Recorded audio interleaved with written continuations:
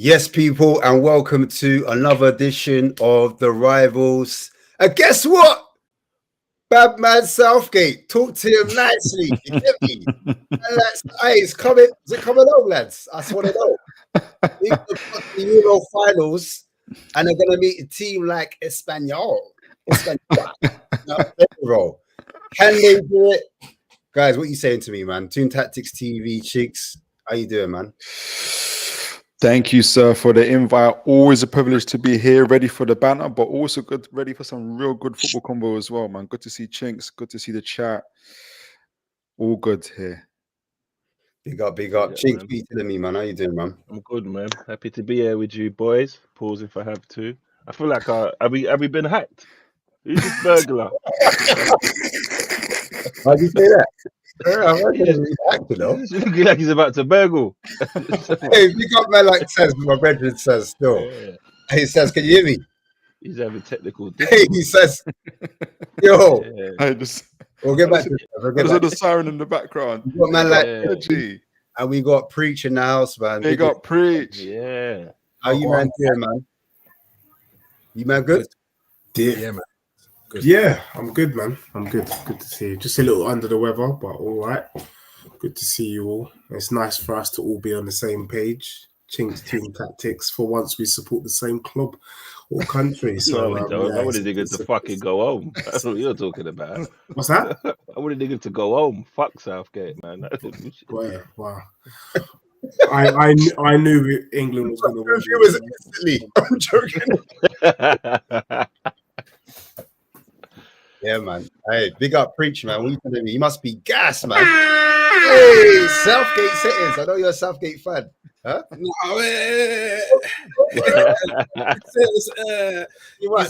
He's winning me over, though. He's winning me over. Another final. He made changes in it. He fell to the peer pressure and he made the right changes in it. Like, I don't think if anyone weren't complaining, I think he would have played the same boring football, man. All right, bro. All right, cool. Saz, can you hear me now? Saz? No, he can't hear me. Yo, he's trying to steal someone's Wi-Fi? That's what he said. Told you, the burglar. Yo, Sazola. Saz. No, you can't hear me. So I don't know if any of you lot can. Yeah, there you go. Yeah, you good. We can hear you, boy. We can hear you, my boy. He said, bro, you good? Nah, he's gone. It's a myth. It's a myth. Moving on. Oh, look, his mic's muted. Is his mic muted? Let me see. Yo, can you hear me now? Say something. Yo. Nah, rap. I'll come back to him, man. Jump in when you can, Saz, if you can hear me. Well, yeah, man, I want to big up the chat as well, as you got said, man. Big up the chat. Yes, LS Concar, see you, man. And you said, did you think it was a pen? These guys straight in. Man said, never a pen, never a foul. It's crazy. It was a penalty, bro. Because I just thought, I thought that was a Mazine. I can't lie, bro. The guy's gone for the ball. Dumfries has gone for it. 50-50. Kane's gone down, and they said, it's a pen. What do you guys think, man?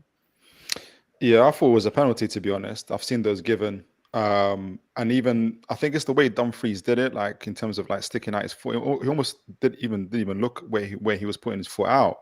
And I think with the stud, when you're doing it like that and your studs are showing, it kind of makes the mind up of the referee for him. I think if he was looking at it, stuck a toe out more, rather than showing the studs the way he did, I think he would have got away with it. So, yeah, penalty all day, I think. Nah, that's not a pen, man. Do you know what I mean? I think we can support our country. We can support the fact that we got to the final. But at the same time, we just have to just keep it real. For me, when I was growing up in football, it was a little bit like insurance. Yeah, let me deal with insurance for you two, and then we'll talk about it from a footballing lens. With insurance, if you get hit at the back, you're the one who's at fault. Simple as. And with football, wait. Sorry, just to clap. So the car who gets hit in the back falls is their fault. No, so I'm going to explain. Kind of a problem if we're trying to interact and talk to each other. I can hear you, bro, but you can't hear us. No, you can't hear us at all. So look, He's got them cheap AirPods. They're not official, man. What I was trying to say is that with car insurance, you know that if you hit a vehicle from behind, Is the everyone car getting that hits feedback? the car from behind is at fault, regardless of what happens in the moment. Oh, yeah. Sorry, I heard And that wrong. in terms of football, for me, my understanding is if you get the ball first, as long as you're there first with your foot, you're not in trouble. Now, Dumfries gets the ball first, and then Kane kicks the studs. That's how I saw it. So if Kane kicks his studs, how is that a pen? Dumfries done what he needed to do. I just getting want the ball first. So getting to the ball first is paramount. It's key. It has to be, because if you get to the ball first, nothing else. It can't be a foul. Because So I hate to be this guy. I hate to be this guy, but you lot know me, and I really love consistency. Do we remember Bayern and Saka? Oh, Do any of us remember that? oh. Go backpedaling. Mind your Achilles. Mind your Achilles. Can you hear me? Yeah, I can hear you, man. I can hear you right now. Can you hear me? Hear the whole street, man. That's the whole street. Doesn't Saka hit Neuer?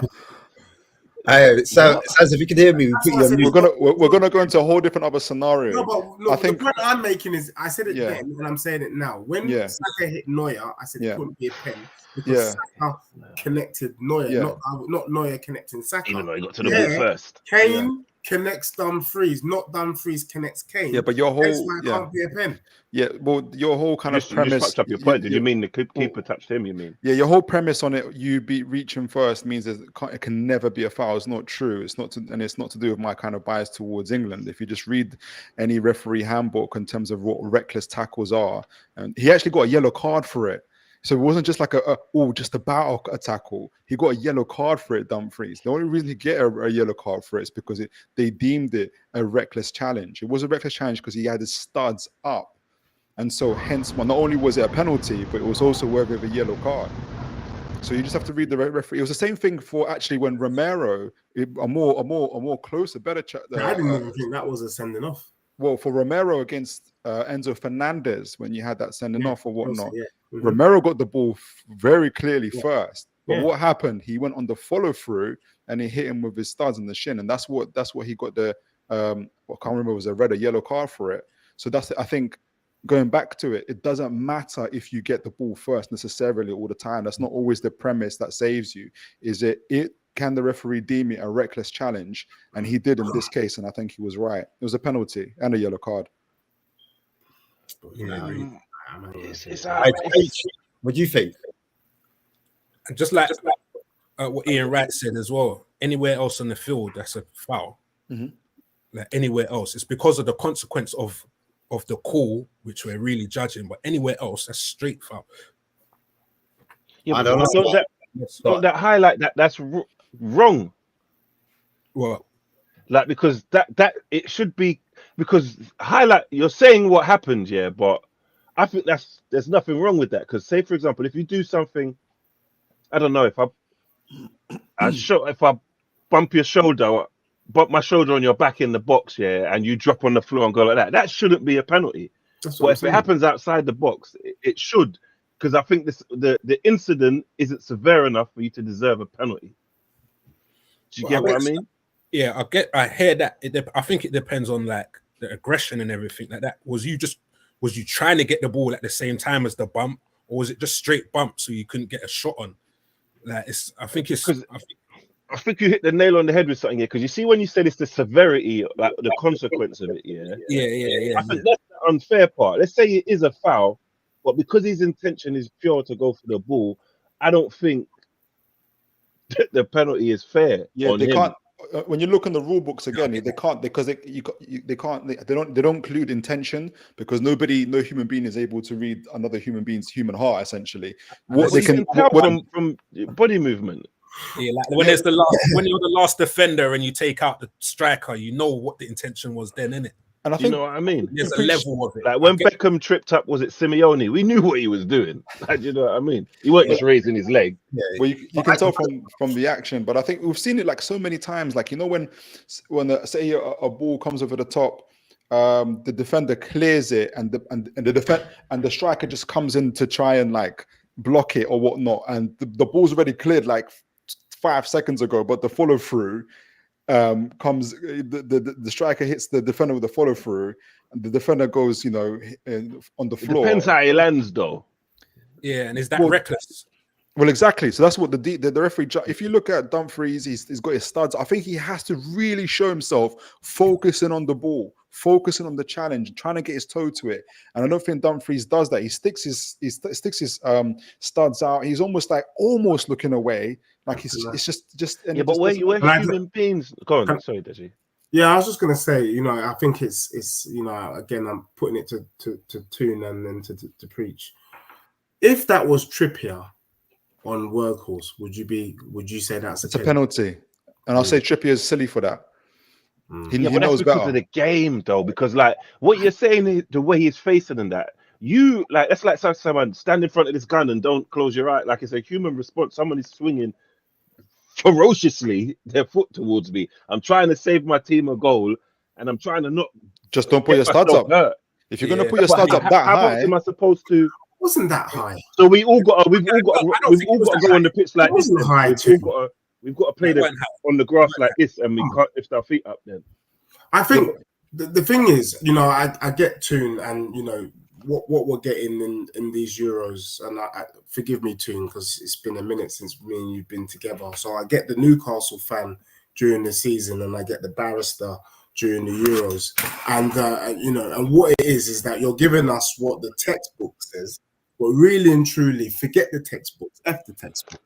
I want to know, human to human, do you think that's legitimately a pin? Now, for me, if you've played the game, you know that in the rush of a moment, the semi-final, you're trying to save the ball. That's what my brother Chinks is saying. Let's use also context. He's trying to get it. But is he deliberately using his studs, knowing that moments later, Kane is going to kick it and hurt himself? No, not all fouls are on purpose. Not all fouls are done on purpose. What can I add? But what I'm trying to say is, even then, referees use logic. That's not enough. That Chinks' point is, even if you want to give it as a foul, and I think it was a harsh one in that.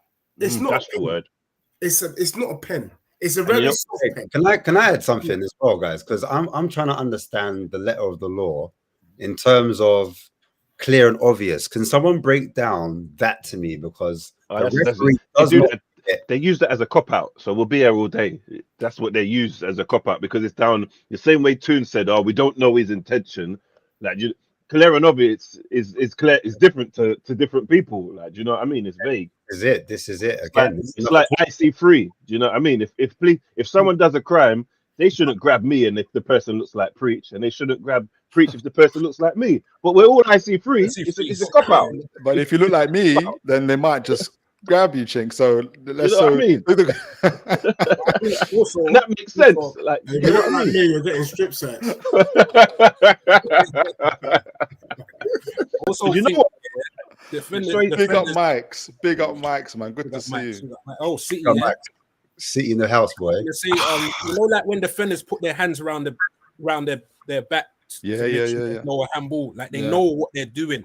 Like there is control over the actions that they're making, innit? Maybe the defender should have tried to put his body in the way, like jumps in it, whatever. Superman. No, but then he's trying to close space. Like he's about to connect with the ball, and the goal is right behind me. That's what made the mistake, because he tried to block the ball as he's closing the space. Because you know what I will say, he hasn't stopped, because if you look at it, and it's obviously the rule is not in the game. What he's done. Kane missed the shot anyway. Kane weren't scoring already. Like, do you get what I'm saying? So his action hasn't denied a goal scoring opportunity per se. Yeah. Because like, do you get what I mean? So they could maybe, I don't know, give him a card, but no. Give him a foul, but no pen, or do you get what I mean? But if I can just say, Preach, you're talking about players, knowingly putting their hand behind their back. I think that's one of the most stupid things to see. For me, you might as well just let them score, because for me, when you put your hand behind your back, you can't. You've restricted your movement by pretty much 40% anyway. Yeah. So it's pointless. And for me, yes, they're having to do these things. But even if I'm running at you and I'm running and then the ball hits my hand, why should that be a pen? And I just feel like the common sense of the game has gone out the window. I'm here with Chinks. I back it. For me, it was a very, very soft pen. I'm grateful because it means we got to the final. But on the same hand, if the shoe was on the other foot, if we were playing City or we were playing Newcastle and that happened to us, I'll be vexed. And I'll definitely be in the car park waiting for the ref and fly kicking him in his back, in his headpiece. So before his trip to Saudi Arabia, you know what I mean? Yeah. Which is a bit like the challenge that Dumfries did. Mikes, what do you think though? Do you think that was a pen all day? And if it's anywhere on the pitch, it's a free kick, it's a foul. Do you know what I'm saying? England, obviously, it was a soft one, but it was still a penalty. Or do you think, that's a bit mad? Like the referee didn't see it in real time. He didn't call it. Someone else in another box. Because even like when I was watching it live on ITV, the woman that's meant to be doing the VAR thing, even she was like, it's definitely not a penalty. Definitely not a penalty. Definitely not a penalty. And they were like, they sent it over to the monitor. You know what that means? Do you know what I'm saying? Where do you stand on it? Listen, I'm sitting down because fire to the rule book, bro. Fire to the rule book. That rule book is ruining the game still. That's why I have to agree with Deji. Like, listen, just because it touches your hand, it wasn't intentional. Like, there was no malice behind it, bro. He didn't mean to do it, bro. So, yeah, I was salty from the beginning, bro, because I wanted them to win so bad. And that's how you go out, bro, to something that is, to me, unjust. I felt unjust. It's a joke, bro, honestly. Yeah, I'm a hater, bro. I can't lie, I'm a Southgate hater. You're not. Me too. I knew I liked Mike. Pause. Shout out Chinks. Man like Mike, you know. Jesus Christ. Everybody wants to be like Mike. That's what I'm saying. Yeah, it's unjust, and I feel bad for the Netherlands, bro. Listen, like Deji said, think about the teams. Like, people came out, paid their money to see their team get robbed like that, bro. Imagine you left your house, had a shower, everything, just to see your team get robbed like that. And you know what? Unintentionally. This is why the youth is the future, because that is such a great display of maturity from that young man there. You see how he's put his tribalism aside, which the rest of you mature men couldn't, and you're just supporting nonsense to support you. He's younger than all of you, and he's displayed more integrity. He's displayed more integrity than all of you put together. Let's talk about this. How do you think Foden performed? Listen, I saw him whipping, but I have to be honest, he's not Lamine Yamal, innit? He's not Lamine Yamal, bro. And I love him to death, bro. But listen, he got unlucky today. You saw him hit the post once or twice. Come on, the guy, he put himself about today, and I think it was his best performance out of the whole Euros campaign for him, and he still didn't score. But what can you do when you're suppressed by Southgate, bro? I was watching him, I felt bad for him every time. I want him to do well. It's a bit of a catch-22 because I want him to do well, but I want Southgate to get knocked out. So it's like every time I'm watching it, it's weird. But yeah, Foden was doing well. But yeah, I'm a hater, bro. There's only so much I can really say positively, personally. I think we would have, without Foden, I think we would have done the same. I don't think he. Who do you think you would have played ahead of Foden though? Well, not ahead of him, but in terms of replacing him. Yeah, I'm just saying with him or not, I think England would have performed like that. I don't think he was like, without Saka, I don't think we would have won. If that makes sense. Yeah, I see what you're saying. Definitely. Yeah, it's not that he's poor. I just don't think his contribution was any like Palmer would have had that.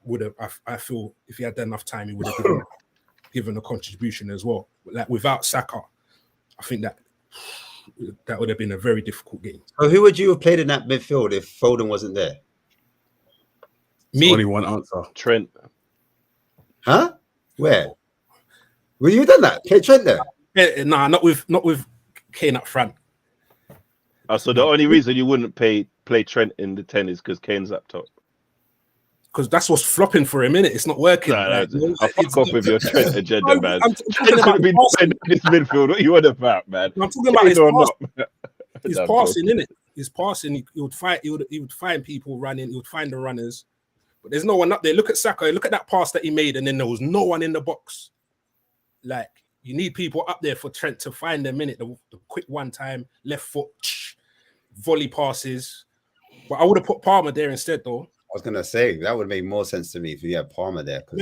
Faze said Trent, not me, bro. Faze said Trent. I thought you were agreeing. You were like that pass. I'm just saying he's good. I'm saying he's good. I'm trying to reel him in. I'm trying to reel him in there. Who I would pick, who I would have picked. I wouldn't put Trent over there on the left like that. Yeah, no, I hear it. But let's go back to the actual goal that the Netherlands scored. Like, we see a little mistake from Rice and Beans. And Simmons, man, he slipped though, but he put it past my man, innit? Forgot his name, the goalkeeper. Pickford, yeah. He banged it past Pickford, man. But yeah, I felt like when he scored that goal, from my perspective, I just felt when a player loses it in that position, players need to get back and recover and help the teammates out. I felt they left them out to dry in that position. But yeah, what did you guys think of that goal, the first goal that Netherlands took? Can't remember it still. I'll be honest.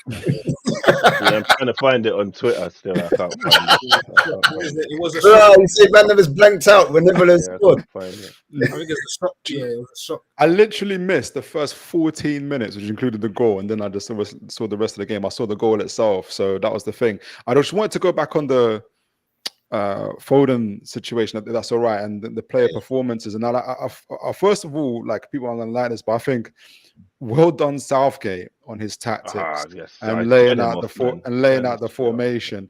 You have to be objective and give it when it's due. And the reason why I give it, because he started this formation the way he played from what's the previous game they played against? Switzerland. Where how do you solve the problem when you got all these really good technical players but are not playing well? So he just made it narrow. He got Jude, Maino, Foden, Kane, I can't remember the other one, Saka, to play narrow together, and then he had the flat back four with Trippier, obviously Saka slipping on the other side, and obviously Stones and either Gahey, on this side. But then what would happen when you have Saka going up? You'd have who's the defender? Maino coming in either to fill in the gap behind him, or if you've got Trippier going up, you'll have Declan Rice filling the gaps behind him. Or if they're feeling really good in terms of the possession, they'll kind of go up. Kyle Walker, big up to Man City, he was making some terrific runs. Part of the reason why Saka played so well is because of the runs that Kyle Walker was making. Sometimes out wide, sometimes in and sucking in the defenders with him, which allowed Saka to play in as well. And Foden, I thought Foden had a much better game in terms of what he was doing. He was allowed to be himself a lot more. I realized something which people said, "Oh, I should have known that." Foden isn't no Iniesta or Xavi in the sense of he's not there to like thread through passes and stuff like that. He really is the guy to run with the ball and kind of cause havoc that way. It doesn't mean that he can't do the through balls, but he's just not that kind of player. He's really good with his feet, not necessarily got the vision as those kind of players have with the ball. But I thought Mainu's incredible. I thought Mainu's off the ball movement, as well as we know how good he is on the ball. He really does remind me of Clarence Seedorf, and Seedorf himself said it. Like, his movement with the ball and without it is absolutely exceptional. How he can make space with the ball. So Mainu made Foden play better. Foden loves playing next to Mainu. You can just see it. And obviously Saka's been probably man of the tournament for England for me so far. But past 2 years as well. He's just probably. So I'll give it. It's really tight between Mainu and Saka. Disrespect him all the time in the world. Mike's meant to be the mature one, but he's shaking his head like, nah. I just want to. I've sent you disrespect the thing. Yeah, Ash. Yeah, the private thing. Can you put that on the jumbotron? I just want to highlight all you biased England fans. Wow, is that what we're doing now? Yeah. See, you're telling me it weren't a penalty.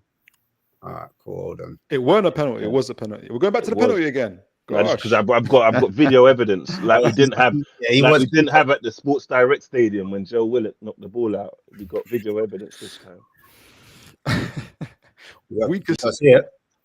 Yeah. So watch Saka's hand. Obviously, it should have been a penalty. You're saying? I mean, a free kick. Yeah, he's handballed it, man. Can you see Dumfries' face? Yeah, that's that. Yeah, no, that's fine. But look before that, it's handball. Yeah, there. That's handball, mate. That's handball, mate. That's a robbery. Oh, that wasn't intentional. They've been tangoed. Can you see Dumfries? You've been tangoed. Can you see Dumfries? Dumfries is playing like a mandem in the park, bruv. That's not. You guys were going. Tribalism. You was doing that thing. Tribalism. Oh, this is what's wrong with football. This is what's wrong with football. He put his body in the way like he was doing some John Terry thing. That's like, I'm scared. I don't want to get hit in the face. But look prior to that. Face. Look prior to that. Look that was accidental. Look at Bukayo. It don't matter if it's accidental, wouldn't it? If it leads to a goal.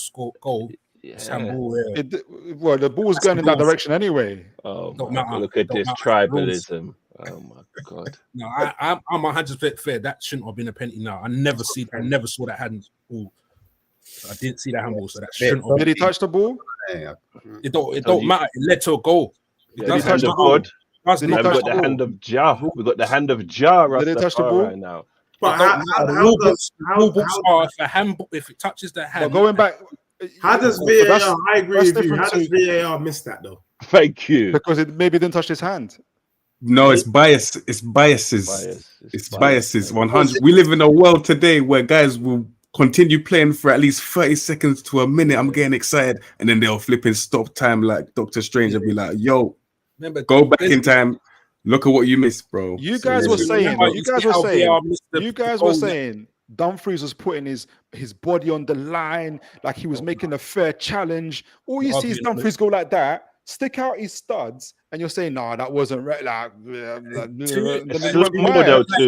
that's why he got yellow card. I was on your side the whole time, bro, until I saw that handball.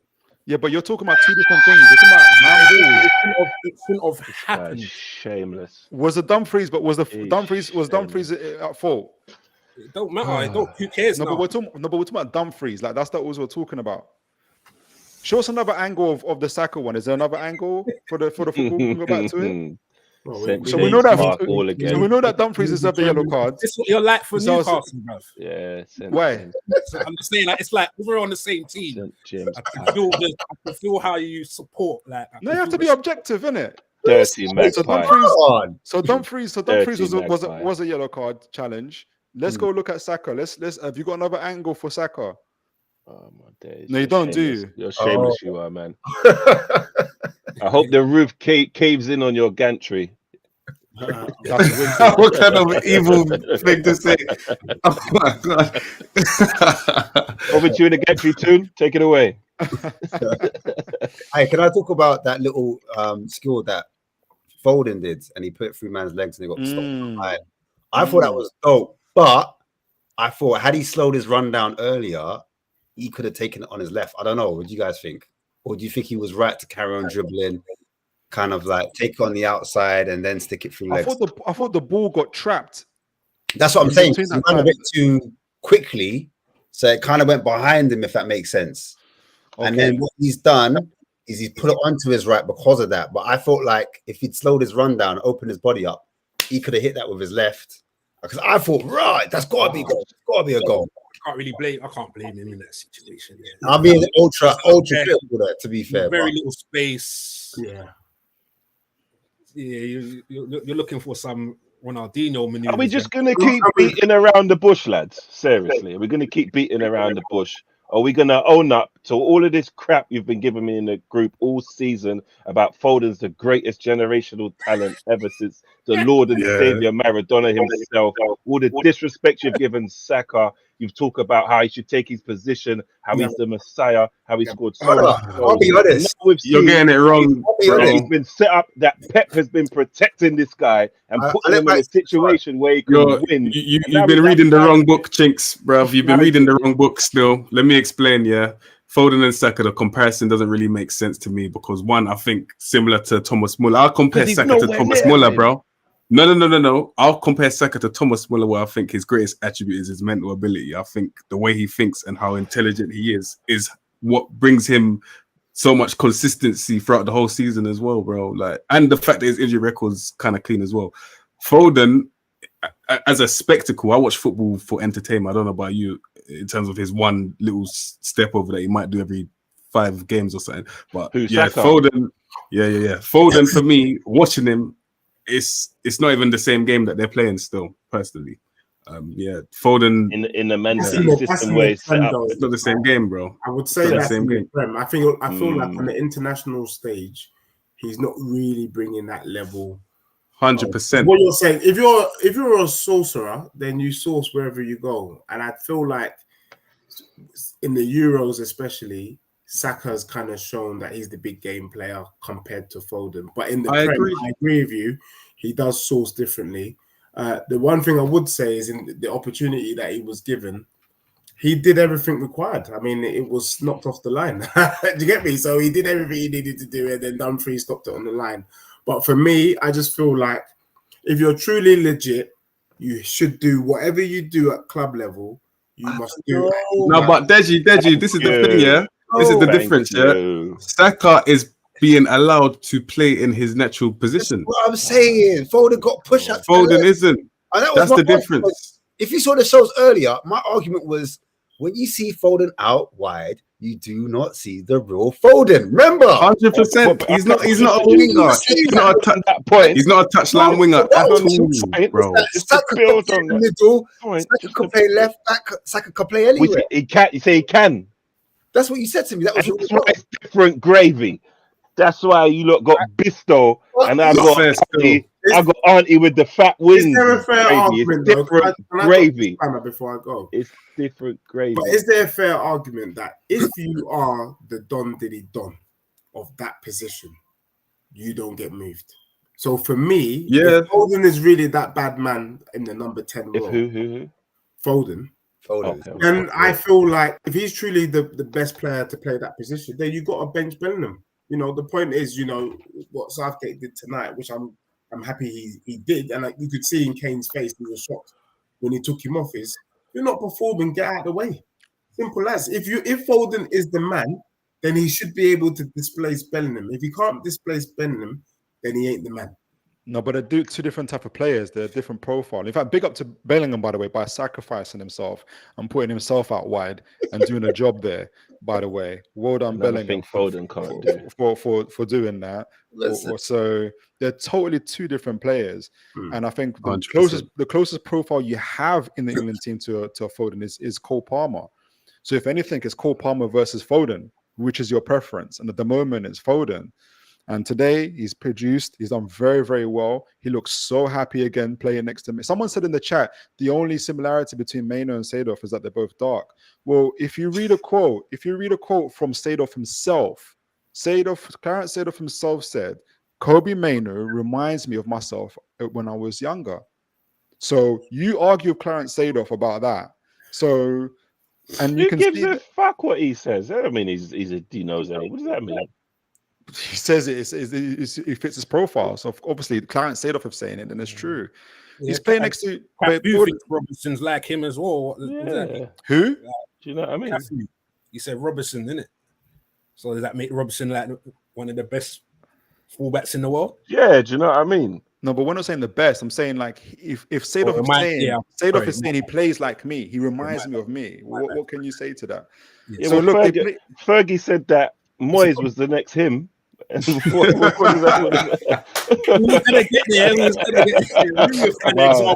the Foden hate is real. Like it is real. Like of course it's real, bro. The Foden hate is real. But look, I feel like Foden can only get his flowers once he does that maybe in another team. Yeah, in another team. Because I feel like Pep's football.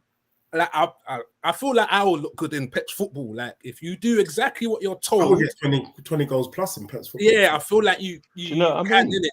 That's true. You overrate yourself. That's not how it works. No. I come back to you still. I've seen Pep can't play the football for you. He can give you the philosophy, the idea, the framework. No, he puts him within a system where he can easily flourish. Look at Henri's quote, bruv. Henri scored, and you're like, I don't care. Play the way I want you to play. Like, do you know what I'm saying? So I think it's once you get maybe like Foden, it's the freedom element. I think where you saw tonight when he is allowed to play in a narrow formation next to Kobe Mainoo or other technical players, he absolutely flourishes. And it's like Ash said, you put him out wide which is the wilderness for him. He cannot be who he is. And I think partly Stu is he's not as he's I'm not saying slow, but he's not as paced. He's not a Gordon. He's not a winger. He's not an out and out winger. He's not a winger. So he's really, that's why he can't suffers. chat to Saka, because Saka plays everywhere. No. That doesn't make sense. In the group, when you compare them and diss Saka, there's none of this. Oh, they're different players. It's not the same. It's none of this shit. When he's putting down Saka, there's none of this logic and excuses. Saka's look like Saka in everything. Saka is a bad boy. Let's not get it twisted. Saka, what 100%. 2 years running. Yeah, but now you can't help but say it because he's shooting for you. But in the season when he's not, okay, Chinks. Why doesn't Arteta put Saka in the Ødegaard role? Oh, because he's got. What do you mean? Oh, what does that mean? Why don't I put my willy in bum holes? What does that mean? What does that mean? I'm lost. What does that mean? What does that mean? What are you actually asking me? I don't get this. If Foden was on the Arsenal team, yeah. Oh my days. And say Ødegaard was injured, Ødegaard would start over him. Who would start over him? Ødegaard would start over Foden in Arsenal team. If Ødegaard was injured and Arteta had a choice between Saka and Foden in the Ødegaard role, who do you think is playing there? He's going to put Foden there. He's going to put Foden there because obviously it's going to weaken the right hand side if he moves Saka. But that doesn't mean that Foden's better than Saka in any way. We're getting there now. No, it's not, because you're keeping it concise to one particular argument which you want to go home on, because it's your only point that Foden is good in the 10. And I'm telling you, Saka is better in the 10 than Foden is in any other position on the pitch. And then Saka better than Foden in the 10? In any other position on the pitch, because you're only talking about one position. So hold on, no, because you're trying to keep it's very simple. Yes. However, listen, when you take Foden out of his position, he looks pants. No matter where you play Saka, he looks decent. And how good Saka will play in the 10 is way better than Foden will play anywhere else. So in totality, he's a better player. But no, Chinks, when was the last time you saw a bike being used as just make any a sense? way for people to cross the river? I'm going to ignore whatever it doesn't make sense what you're saying. About William Bum again. Like, I don't. It doesn't make sense.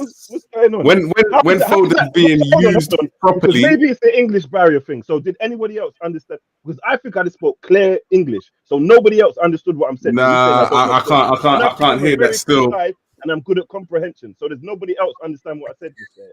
I couldn't understand it. It's disrespectful for me to give a precise point and the man say I'm not making sense. No, you're saying that he's a better player. You're saying that Saka. So you're saying Saka's an overall. No, you're talking about. Listen, we're talking about players in totality. Who's better? Yeah. Is Saka better than Foden? We're not talking about. He's not better than Foden. He's not better than Foden. You don't want to talk about it now because you'll lose. You want to talk about one position, and we're talking about in totality. We're talking about the number 10. We're saying why. That's like saying, you know what? Let me think about this. Ryan Garcia is better than Floyd Mayweather because he has a better left hand. No, but you see how that's not stupid? Who's the better fighter? No, that's different. Who has more? That's different. The person who has that's more completely in their different. Who has more in their locker? Chinks, who has more in their locker? Come on. I know, but Chinks, I'm not arguing whether Foden is better than my hair is amazing with a perm, but then my hair is amazing everywhere. But your hair is better than mine because and I've got no hair. But how does that make sense? What I'm saying is that when I'm not talking about Foden and Saka as better players because that's what I'm talking about though. So you're having a different conversation to me. Yeah, because Chinks, we started off saying why Foden is so rubbish on the left. I said we're gonna stop beating around the bush and retract all that Foden's better than Saka talk. That's what I started talking about. Oh, so you want to talk about it? You want to say because all year in the group chat I've been hearing people glaze Foden. So how many? It's not glazed. It's not glazed. Okay, but Chinks, how many? Okay, and now when the chips are down and he's taken out of the Your whole point is that Foden. Yeah, but Chinks, no, you don't know my whole point because you think it don't make sense. Okay, It doesn't. Yeah, exactly. Your whole point is that Saka's better than Foden because he can play more positions. English GCSE That doesn't make sense, bro. But Chinks, how many? There's nothing to talk about. How many Champions League finals has Saka played in? Oh my! So now we're going to take a team thing, which constitutes the whole team, and then let me make the point. Can I make the point? If I don't make sense, does that make sense? Chinks. Does that make the point? Does that make sense? You want to take it there? You want to take it there? So does that make sense, though? Let me make the point, though. Let me just make the point. How many title run-ins has Saka been involved in? How many domestic cup finals? Because it's all good saying he's a great player when the pressure is on him. We're going to take a team thing where it takes a whole team to achieve something and attribute it to one player and put them down. So you had your turn. So you know what? I'm going to be petty then. You want to base it on one thing. I'm going to base it all on one thing. England. And Saka's way better for him than that. Then we can both. Was he won for his country then, innit? You get what I'm saying? Right. He ain't won nothing for his country though. Player of the years, both time when Foden was in the team and never won fuck all. That's what he's won. So even player of the year. Did you just say player of the year, bro? And he just referred to Champions League final, which is a whole team thing. Does that make sense? You don't really know about that anyway, to be honest. But listen, that really makes sense. So we're talking about you have no Champions player of the year. No, the point Premier League player of the year, bro. The point is that Foden has been playing in under pressure environments a lot longer with better players than Saka, and he has produced time and time again. Saka is a great player, but he has to. I'm so glad that England are in the final because I hope that Saka produces and shows, and he can show people raw. Now we're talking about him in a world-class category because he's under the lights, he's in the final. Can he produce? Because Foden's been doing it for a couple of years now. Not for England. Okay. Who gives a damn about England anyway? Champions League finals. Do you understand why this doesn't make sense, though? Do you get what I'm saying, though? That's like me saying, hold on, let me think. Who the fuck did we have at Thingy? Who played in our Champions League final? I can't even fucking remember. But Bellingham. Who's the shit player? Jude Bellingham. Jude Bellingham just won the La Liga, best player in the Spain. Prophecy don't make sense. And Champions League final. Was West Brown on the pitch when Man U won a fucking a Champions League final? Oh my word. I don't even know who that is. I can't lie to you.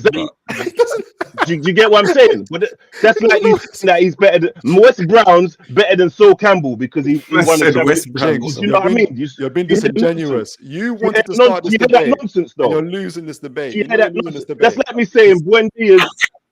You know what? Going back to Ryan Garcia and Floyd Mayweather argument.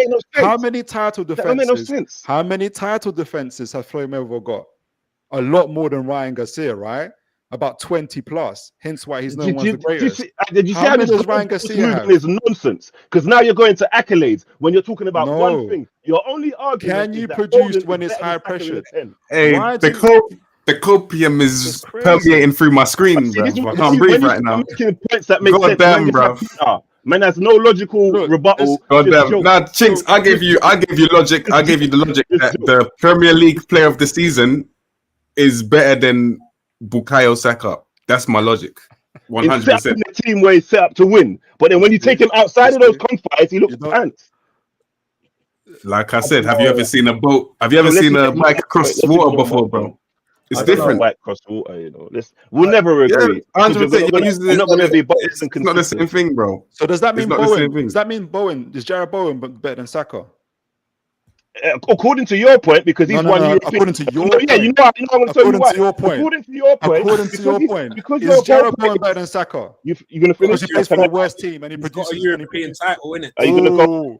You preach, so you hear that. So the fact that Bowen has a European title and Saka don't. So according to your whole point, that Foden has been to more Champions League finals than Saka. You said no. According to you, yes. Okay. You just shot yourself in the foot. Is Arsenal? You just literally shot yourself in the foot, though. Acknowledge that. Can anyone else acknowledge that? Okay. You shot yourself in the foot. Who plays for a you better just said team? Bowen, and then according to your own attributes of what you make one better than the other, team attributes is better than individual player attributes. No, but you didn't. Bowen's better than Saka. But Chinks, you didn't understand my point. That means that Ten Hag's better than Arteta because he won a trophy. No, that's not Ten true. Hag's That's my better. point. Like That's if my you're point. gonna only keep it to But silly stuff, Jinx, you have to listen to what I'm saying to you. That's no, not my because point. you chat poop. You didn't listen to Well, nothing I said. let me. The reason why I pointed out, not because he's won. No, but you used what Foden's won against me. Let me finish the So how can I sentence. not use it against you? Allow in me your to own finish the analysis? sentence. Foden has been. There's no consistency though. Okay, Foden has been in more pressured, high pressure situations and produced. He's been in. No, wait, pause. Bowen has been in more pressure situations because he's been in European finals. I'm sorry, no, I can't listen to this. You know, I can't hear this. Consistency was your point. I'm about to be consistent. Would you allow me? If you allow me to finish, I'll be consistent. If you allow me to finish, I'll be consistent. Oh no, just refresh the first part about Foden again. Let me finish the Foden part, and then caveat the Bowen part as well. I will do. Yes, sir. I'm going to show you how it's nonsense. Just give me a moment. So Foden has been in more high pressure situations in comparison to Saka. No, wait. Before you add the rest, say Bowen has now because he's been in European finals. Explain to you why I mentioned Bowen because it's consistent to your point. You're not listening to why I mentioned I'm listening perfectly fine to you because I'm repeating everything you've said to me. So I just want to align my point with yours because you're talking about high pressure environments. If you give me 30 Bowen seconds, has been in more high pressure. all I ask is for 30 seconds, Chinks. Would you mind? All I ask is you to acknowledge my point to keep consistent with yours. Your point. I acknowledge your point. To make sense. I acknowledge it, but you don't understand what I'm saying. I know. I understand you perfectly clear. Let him land, though, Chinks. I just want to hear the argument. Foden has been in more high pressure situations than Saka. He's been in multiple title run-ins. He has been in Champions Leagues, semi-finals and finals. He has been in domestic cups, FA Cups, League Cups, finals and semi-finals. He has produced on countless occasions. He's not even in his mid-20s. Hence why he is given, not because of his skills and attributes, not just that, but he's shown those things and produced them more than Saka. Going on to the Bowen point, and this is why I'm saying that Foden is better. Going on to the Bowen point, you said to us just now, the reason why Foden is getting these accolades is because he plays for Man City. Hence I said, okay, Bowen, who plays before you go, is that Bowen who plays? No, because you quoted me like I was incorrect. So it's what I said. Foden has won those things because he plays for Man City. I'm about to get to that point. No, let me just get to the point. Is that true? No, but is that factual? Let me get to that point. So Foden hasn't won these things. 5 seconds. Just give me 5 seconds. No, but he just quoted something I said, and I want to correct it. I'm about to qualify what because you're referring to what I said like it's nonsense. So can we at least build on that? I'm about to qualify. No, how can you qualify my point when you disagree with it? I'm about to explain to you why you just referred to something I said, so you address something I've said. So let's address it properly. I'm about. You could have made your point without referring to what I was saying. Bro, but he's been saying the same thing for how long? So you just said, but Foden has done all these things because he played for Man City. So that's why you've taken it away from him. So I said, okay, Bowen, who plays for a worse team. Sorry. How is it taken away from him if it's an actual fact? I'm about. If he would have played for Slough, if he would have played for Luton Town last season, would he have won those things? Right? If he would have played for Luton, I'm going to finish it. If he would have played, you guys can hear me. Let me know. You keep referring to what I'm saying. Like Bowen plays for a worse team than Saka, which is West Ham. Bowen plays for a worse team than Saka, which is West Ham, but he's still producing the numbers. Does this mean that Bowen is better than Saka? Because according to your logic, because Foden plays for Man City, a better team than Arsenal and other teams, that's the reason why we rate him. So therefore, according to your logic, Bowen plays for West Ham. Can I talk now? Because he keeps constantly misquoting me and saying stuff I've never said. Go ahead. So hold on. So can I just establish a point? Because this is why I think, am I the only one who has any sense here? So Foden winning the stuff he's won, who did he play for when he won it? Man City. If he didn't play for Man City, would he have won those things? No. Depends who he plays for. So what's he talking about? Better team and worse team? Is that not a factual statement? Foden has won these things because he plays for City. Not a factual statement. You disagree with me? Does anybody else? No, I get. I disagree. You won because you agree with Toon. It's a completely different argument now. It's not even the same argument at this point. If Foden played for Liverpool, would he win those things? No, because he's taking. It's a different argument still. Liverpool, would he win those things? This is about who's the better player, and you're saying who plays for the better team now. Right. The level of English is too bad. It's a different argument still. He's telling me that I'm saying Foden's only won these things because he plays for City, which is an actual fact. everybody's just agreed with No. you. If he would have played for another team, he wouldn't have won these things. No. Is that not a correct statement? No, He's not carrying. He's not carrying. He's not City. carrying No, City. but we're taking it way That's what I'm saying, out of context of the words I'm saying. Do you understand the words coming out of my mouth? If Foden played for any other team, but City, would he have won those things? Yes. Do you get what I'm saying? Of course, come on, Philip. Foden's not a player to carry a team. No, you lot are taking it. You lot are taking it to deeper levels, which I'm not asking you to. I'm just stating the simple fact. If he didn't play for City, would he have won those things? If he played for Liverpool, he'd win those things. If he played for Real Madrid, he'd win those things. If he played for Juventus, now, look where we're going now. Instead of just admitting my point, look where we're going. This is. I can't admit your point. Your point doesn't compute in my brain. I'm sorry. I can't digest your point. Logically, I can't do it. I know this is a hot topic. I can't. We're gonna have to readdress this, but I'll just end on this. Saka has had a better tournament than in the Euros. Yeah, 100%. He's been allowed to play in this position. Give him his flowers. Well done. Congratulations. Are they gonna win it? I don't think so. Watch Spain deal with them, bro. Easy. Rodri and them, man. Are you mad? Goodbye. Send them home. Send them home, bro. You better be here when they're gonna win it. I'll show up. Saka was able to play his positions. Yeah, I hear that, but listen. I want to move away from it, otherwise we'll go around in circles because this is tribalism now. Well, slightly, but it's not based on fact. But I just want to talk about Kane. Can I talk about Kane? It's my team. Can I be honest? He's not on your team. He's not, like, let him go, man. Goodness gracious, bro. One season. He used to be my team. He's like a clingy. I can't take it. I preach. Who's that guy who we diss? Is it what's his name? Oh, that striker you got rid of. What's his name? And you brought him up when we talk about it. Origi. Has he been in? Has he won Champions League? Yeah. Oh, there you go. Is he better than Harry Kane? Is he better than Harry Kane? He's not. I got to be real. So that whole fallacy is bullshit then. You've got to know Chinks, if it makes you feel better, Foden is a better player and he's one more. He's a better player and he's one more to kill both of your arguments. There we go, bruv. End it. Bury the argument. I should have never entertained the Saka and Foden comparison. I can't compare these guys. Bro, you think in my spare time I'm comparing Foden and Saka? I don't even flipping think about Saka when I'm looking at Foden, bro. Come on, bro. Jesus Christ, bro. Kane, man. I think Ash, go on. Tell me about Kane, man. I don't even know what to say anymore. I just think that Kane right now thinks it's Rodri. He looks injured. He looks tired. Bro, he's been to no Champions Leagues. He's not won no Champions Leagues. He's useless. Hey! He's useless. He's useless. Origi. He's useless. Oh my days. He's useless. So no goals in the FA Cup. Kane can't chat to him. And Bowen was world class. Consistent with your point. Because he plays for West Ham. He's absolutely phenomenal. How does this make sense? Because he wants Bowen. That's why Newcastle linked to Bowen. He wants it. His team. That's why he's bigging up Bowen. But yeah, Calvin Phillips is better than Gerrard as well, according to that logic as well. Flipping hell. There's a couple of great players that ain't won Champions League. I swear. Correct me if I'm wrong. R9. No, it's impossible. It's impossible. Once a player wins the Champions League, he's better than everybody. I don't know about that, but I'm just talking about. I don't know if Kane. Who's it? Who is it? Who won the thing with Chelsea? Martinez or Mateo? He's better than Wenger.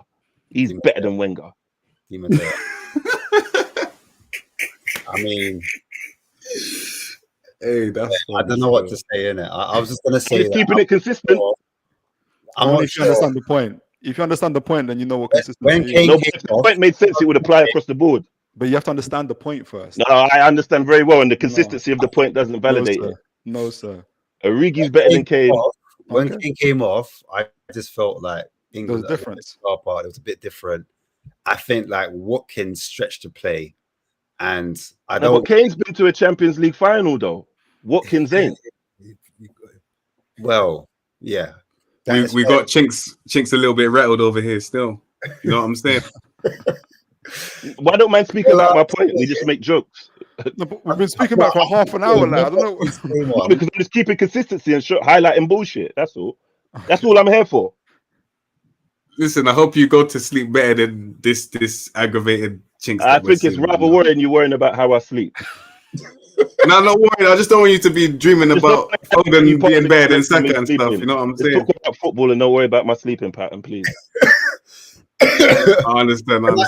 Can I continue about my hypothesis on what I thought of the game and just talk about? I thought when Kane came off, I thought Watkins stretched the play, and I think he suits the profile for what Southgate needs. But I just don't think Southgate has the cojones to kind of take Kane off, or not take Kane off. I mean, start someone like a Watkins. It could cost them the final. Do you know what I mean? That cost them the final. Yeah, I think it's going to be very interesting to see what happens against Spain. I think Spain, with the young Lamar and Williams, I think those two and the thing is as well, I'm looking at Trippier on that left-hand side, him bobbing forward, and then Rice is there trying to help him to protect him when he does go forward. I think that's where Spain could exploit England moving forward into the final. I think down those sides, they can be vulnerable. And I'm not sure if we're going to see Kyle Walker bomb up and down and help give Saka that same type of freedom he had when they're in possession. Because again, a quick transition and Spain could hurt England. That's where Mainu and Declan Rice have to be alert, and then they have to fill in the gaps because they have to. Like Kyle, in order for the way they play, the way they've set up the formation being so narrow and being higher pressing, Kyle Walker has to press up. He has no option. He can't worry too much. Well, he has to worry about what Lamar does and others. But that's where Declan Rice and or Mainu then have to be responsible for filling in the gaps at the back, which Mainu was exceptional, and Declan Rice really, really good at that today. Yeah. Just before Max needs to go, but I just want to get his opinion real quick before he leaves, just on what he thinks that Southgate needs to do. Can England win against Spain? What do you think, man? Wait 1 sec. Sorry. Someone was calling me. Sorry. Personally, I think he's tactically inept going into the Spanish game. There's nothing he can do to win that game. It's over before it even begins, in my opinion. I think because the way I see Spain popping the ball against, who is it, France? Yeah. And I think you can kind of compare England to France in terms of physicality. They're kind of physical, England. So I think, it's going to be a copy and paste of the France game where they've just got too much about them footballing wise. They just won't be able to get near them. It's going to be too hard. The game's going to be way too difficult. And the caliber of players, you're seeing Lamine Yamal announcing himself again. It's a long day for England, in my opinion. I don't think they're going to get through that. And I'll own that. I'll show up if they actually go through. I'll show my face, but personally, I think it's over. All right, big up for coming on. Love for coming on, man. Just wanted to get your opinion. Bless everyone. Big up, Mike's, man. Hey, you soon. Bless. Shout out everyone. You have a good one. Yeah, nice, bro. Preach. Bless. What do you think? Do you think England could bring it home? Do you reckon it will come home, or do you think they've got their work cut out? How do you see it going in the final? It's possible. It's a final now, isn't it? So anything can happen. What I'm happy to see is that they actually, the bigger the team, the opposition, the more revved up the players was. So I'm happy to see that. So hopefully they have that same mentality against Spain. You just never know with England. It's not even England, it's Southgate right now. You just never know, innit? Like, he's in the final now. Can he handle that pressure? Do you know what I'm saying? Is he gonna go too defensive now because we're in the final? Is he gonna, do you know what I'm saying? So does he need his flowers right now? Would you give him his flowers, even just for getting to a final, or does he need to win? Yeah, he gets his flowers. He gets his flowers. I'll say well done. But I don't think it's due to. There's definitely a large percentage of luck going there. There's like the amount of changes and tinkering and that he's done. Look how far he's just worked out. If you want to say he's just worked out the team. How many games have we gone through? So I still am a bit iffy. But at the same time, we've got great players. So we do have great players. So I feel like he's tweaked it a bit to suit our players, and they've saved him. But can he do enough to get the best out of our players? Do you know what I mean? So I don't know. It's more of a hope. I always say like it's like AJ Usyk, innit? When they say what like who do you want to win? Like I want AJ to win. Like what do you think's gonna happen, innit? And it's the difference, innit? So what you want and what you think's it's a challenge. I just don't know. I really don't know. Like we haven't been that positive and dominated games for me to turn around and say like, yeah, it can happen. And Spain they actually look good, fluent, everything. So like that, the first chance that Netherlands had against us, it was before the slip. That part, there was a pass. Spain would kill that position. There was I can't remember who it was, but he had he almost had a strike on goal, but there was a pass and Spain would just move like that, real smooth, cut through our defense. Like their passing is a lot more smoother than Netherlands. Do you know what I'm saying? So it's all those little gaps and spaces that I feel I'm a bit worried about. But like I'm saying, I just don't know. I'm just going there hoping and just cheering them on but I really don't know. There's a player that's linked to Arsenal, Chinks, and I forget his name, but he plays in the midfield and he may replace Jorginho from what I'm hearing, and he might play alongside Rice. Oh, Do yeah. you know his name? He's I can't remember. Real Sociedad player, a central midfield. There's Zubamende, but there's another guy that was featured in the Euros, and he was playing alongside Rodri in the midfield.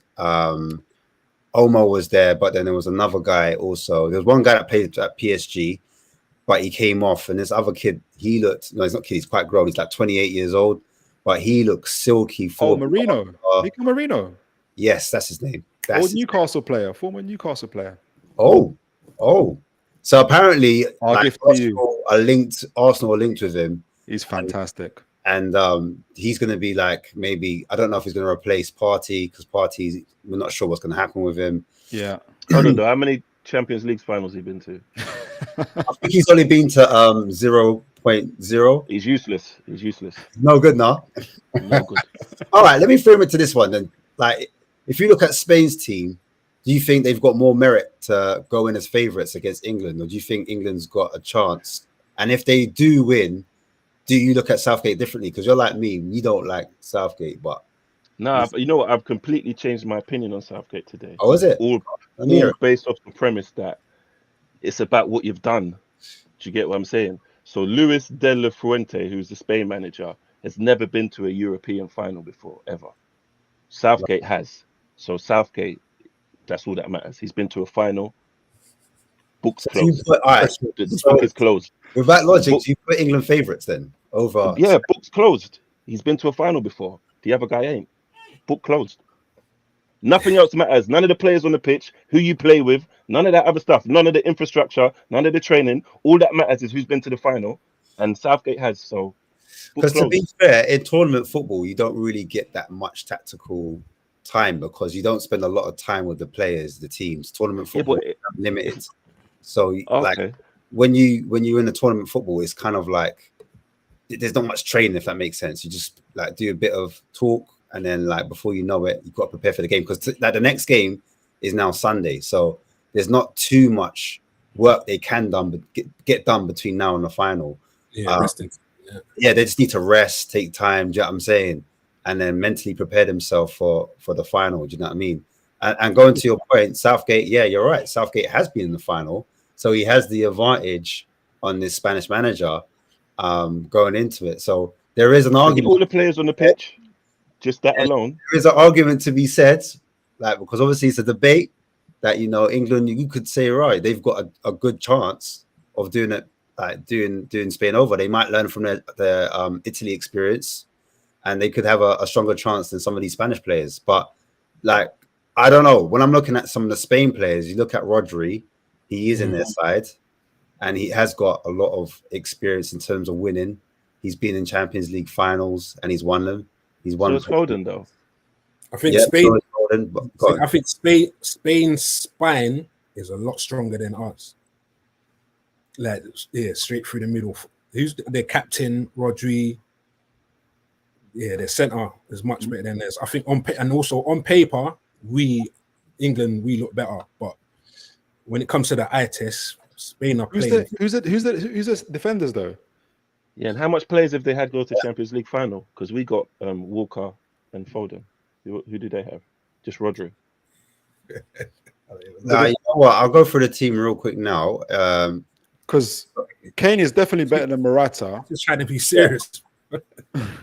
No, Olmo he was at Leipzig, so he's only got the Champions League experience. You couldn't say he's no final though. He's got no finals in him.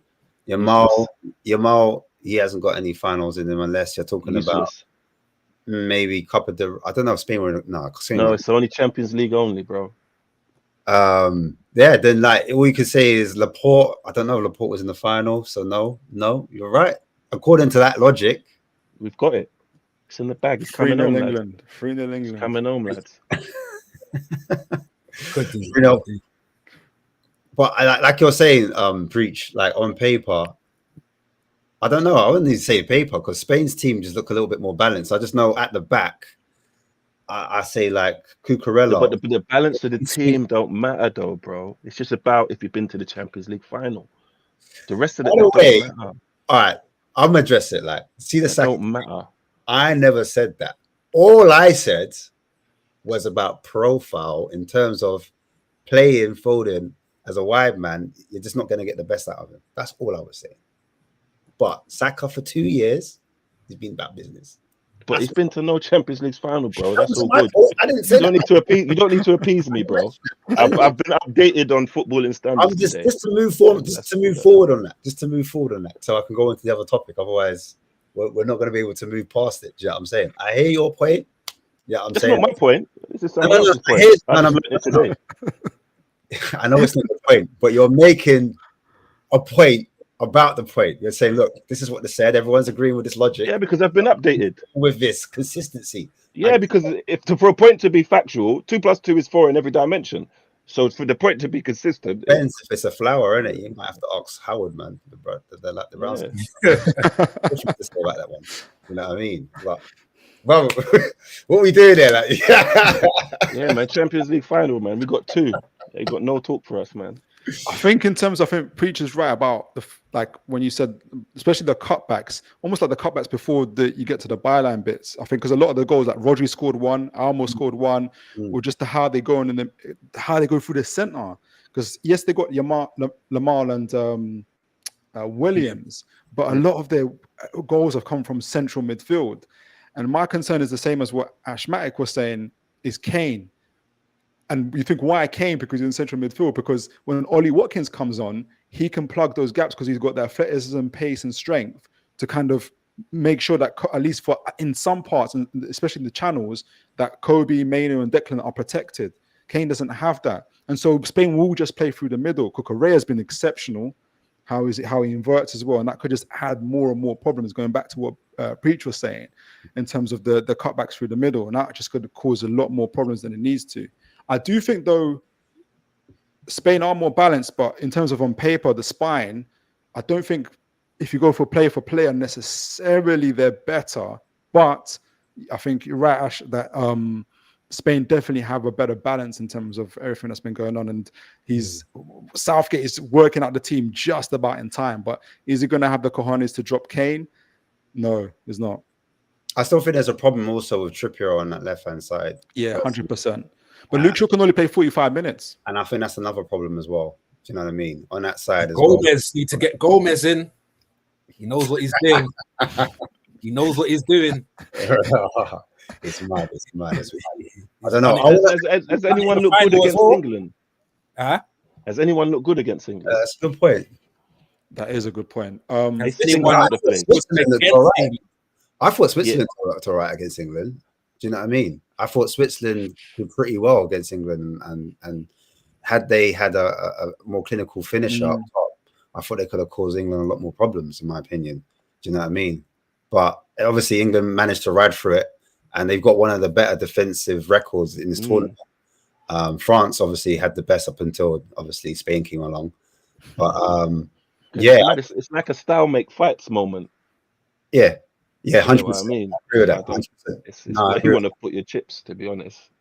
And Yeah. I don't like him. I don't like him. But I have to give him some respect. He fucking made it. I just want to bring up this point. Yeah. Yeah, I want to move from England a little piece because obviously, you know, it's club football we're representing. Let's get tribal again. And someone said in the comments, Spurs are buying in youth, killing the chance of our actual youth team players coming through. That's not a good mentality. And it's funny because obviously, Preach, you brought up Liverpool, and Liverpool have literally just bought a youngster, because a lot of Spurs fans, where we're like losing our minds because we're doing up youth, we're buying 18-year-olds upon 18-year-olds, and we're thinking, "Raw, where's the senior players coming in?" But then I look at not just what Liverpool are doing, I'm looking at what Chelsea are doing. They're bringing through 18-year-olds as well. And the quality we don't know because some of these players are unknown. For example, there's an 18-year-old that Chelsea have got. They bought him last season, I believe. He's a Brazilian, and he's going to be starting on their right wing. And he's meant to be like the next Messi / Neymar, but because he hasn't done it in the Premier League, again, we don't know if these players are proven. But Man United, they're also linked with an 18-year-old, and he goes by the name of Lenny Yoro, and he plays for Lille. And now Real Madrid wanted him. Then they've called their interest, and then all of a sudden he's saying, "Nah, I want Real Madrid." But then Manchester United have come in with a bid. And the president is saying, "Join Manchester United." But the point I'm trying to make is, and that's what you said, Preach, as well, is everyone copying each other? Because it just seems like the Premiership at the moment, everyone's going for the kids. Why do you lot think this is? This is my question to the panel, and anyone can jump in. Why do you think there's so much young talent being bought? So where you're at, though, isn't it? I suppose, because it sounds a bit snobbish, yeah. But I've had years like who else are you gonna buy? Like, do you know what I mean? When you think about anyone else who wants interest in these big, ready to go players now. Is that for Arsenal, or for you mean like these teams like Chelsea, Manchester United? Yeah, because who all the teams that are doing that, because I didn't even think about this, but they're all within a certain confide of the league, isn't it? Yeah. Do you get what I mean? I only know really my team. I don't think that's our policy at the moment, and I don't think that's City's. So it sounds like it's a result of a bunch of teams in the same kind of mix. I hate you. So you're saying like because you don't have that same issue at the moment because you guys have like different priorities. These other clubs are having to shop around in a different way, and I'm not sure, is it because of financial constraints that have come about of recent, or no, it's a new the thing's just started again. Yeah, I know the FFP, PSL, whatever. It's a cycle. It's a new year, new cycle. But I'm just thinking, why is everyone trying to get these like young project players in, academy players in, and trying to build it up? Because I know what Chelsea's strategy was to, because they bought players off you, even they bought players of Arsenal, and they're selling a player to Ipswich. Hutchinson. They never even bought him, bro. I think they got him for free. Imagine that. They're taking your academy players. We got compensation, and they're selling them on, making profit off the back of it, and things that you could reinvest, and then you could get a 19-year-old in the name of, or 20-year-old in the name of Nico Williams. Do you know what I'm saying? Or yeah, do you know what I'm trying to say? If you put that package together, but what do you? I think it's everything. Those, I guess, maybe like the wage that's going to be like asked for as well, and then that if you get a great young player and they do well, then like financially you're going to sell them for a lot more. But so I guess they're looking for the wonder kid. I guess everyone wants a wonder kid, though, isn't it? Like it's motivational for your team. But I just feel maybe it's most probably just like if the kid hits the potential. And I suppose they'll be making other signings as a bar in Chelsea because they have a philosophy they're completely I don't assume that all the players that Man U and Spurs buy will be of this age profile. as well. Yeah. I reckon it's probably the easier work to get done at this Sooner makes sense. point in the So they get transfer. these ones that can get done, prioritize the harder ones a bit Practice. later. Because we do have to consider that it's Copa America, Euros are going on. Lots of players want to focus on their country and not speak to clubs until that's cleared out their heads. Do you know what I mean? And then they can focus on business with clubs and what they want to do for their future. But I agree, because it might, I'll come to you, Team Tactics, but my fan base is totally split, because they think at the moment, well, not all of them, half of them, I'd say, think, oh, we're only getting in kids. Well, the kids, are they going to start in the actual team and help us to push on? And the other half of the fan base are like, these kids are going to be like the next, generation. They're going to be generational. They're going to make an impact. They're going to start, maybe not right away, but they will make an impact in the first team. But Team Tactics, I know you've had a few academy players come through, and you've brought players from like Chelsea as well. Yeah. You've been blooded in quite a few young players. So how do you see this? Yeah, I mean, I agree with what Preach and Chinks were saying. I think when teams buy youth players, it depends on the context. So, for instance, Liverpool's youth players literally won the League Cup for them, but Liverpool's academy is absolutely incredible, and so they've got perhaps less of a need. If they do buy a young player, it probably is someone that they see as someone really going into the front, into the first team.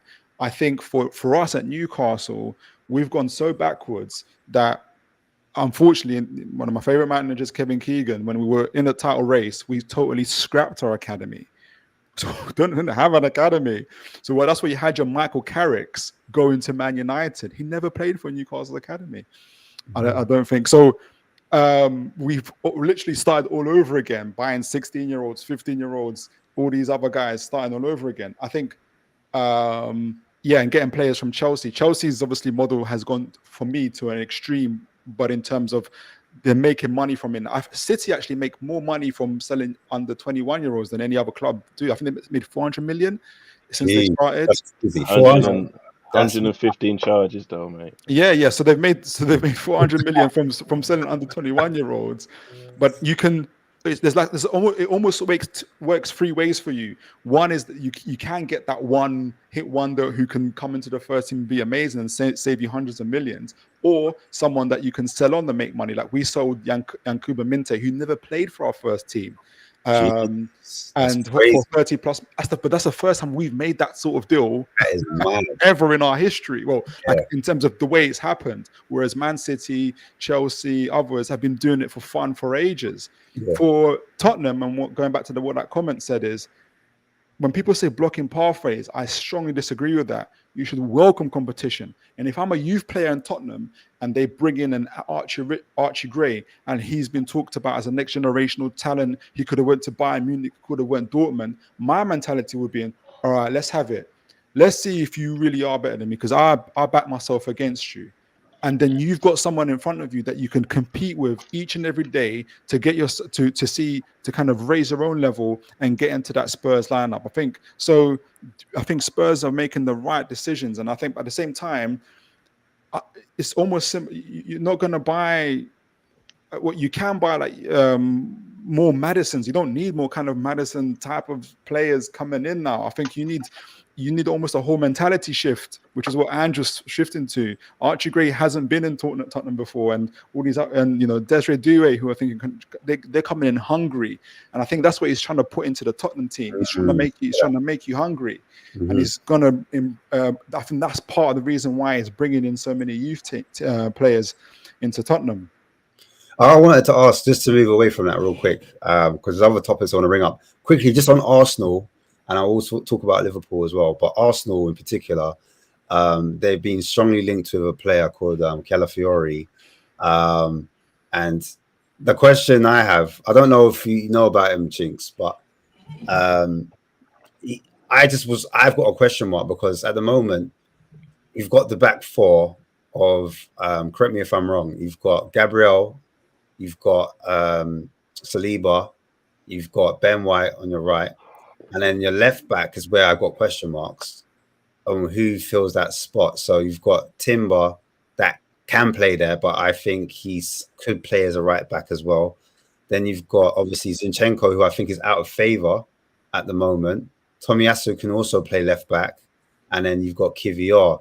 Now, I was watching this player that you are linked with for Italy, because he did start with Bastoni and he played as a right-sided centre back, but has a left foot.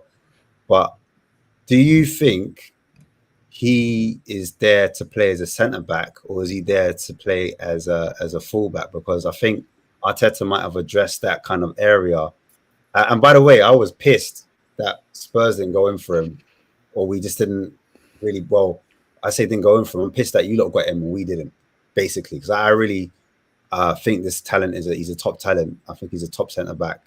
I think he will come good for you guys. He's got so much, like, on the ball. He's amazing, but he can actually defend. A lot of people saying, "Oh, we're not sure if he could defend." But my thing with him is pace. I'm not sure if he's got the explosive pace and athleticism in terms of like recovery runs that you might get from your Salivas. But I wasn't sure if he was going to come in to add competition as a left back, or was he going to be pushing or knocking on the door for Gabriel, because before last season, Gabriel, for me, had a question mark.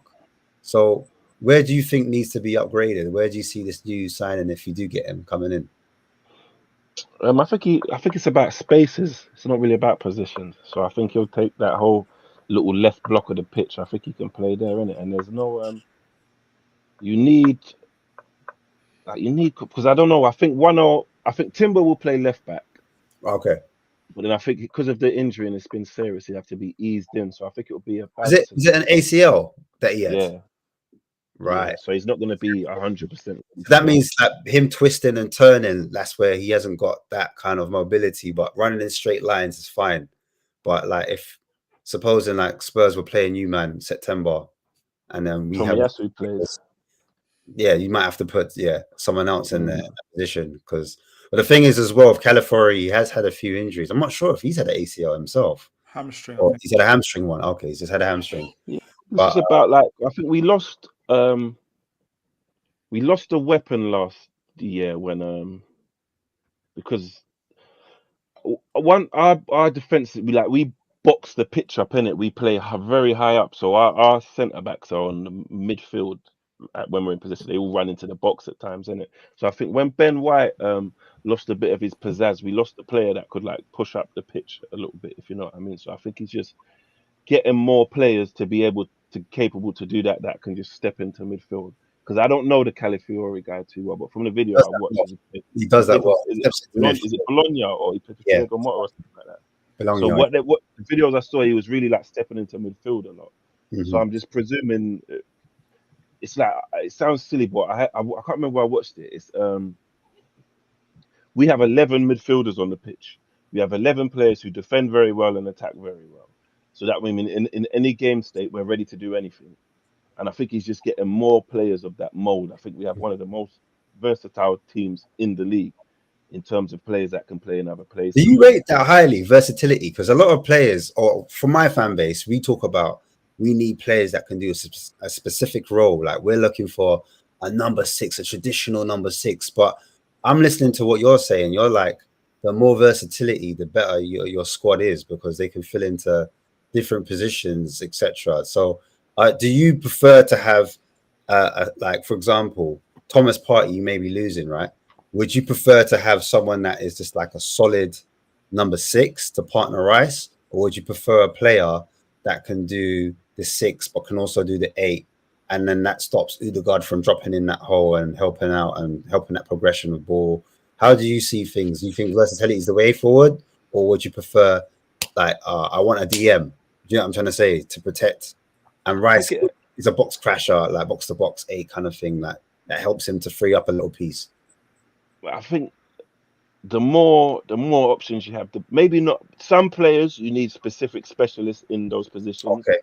Like, do you know what I mean? But I think Swiss Army knife is, because what stick do they beat Haaland with when he doesn't score a goal in a game? Like, do you know what I mean? So when you're a one-trick pony, when that trick gets eradicated, you're kind of useless. Like, do you know what I mean? So only speaking from my team's perspective, because I don't know a team. Yeah, that's what I want. You guys were second in the league. Like, you weren't far off Man City, so Like, I'd say the only would be centre back. Like, I just want a centre back. Yeah, like Saliba.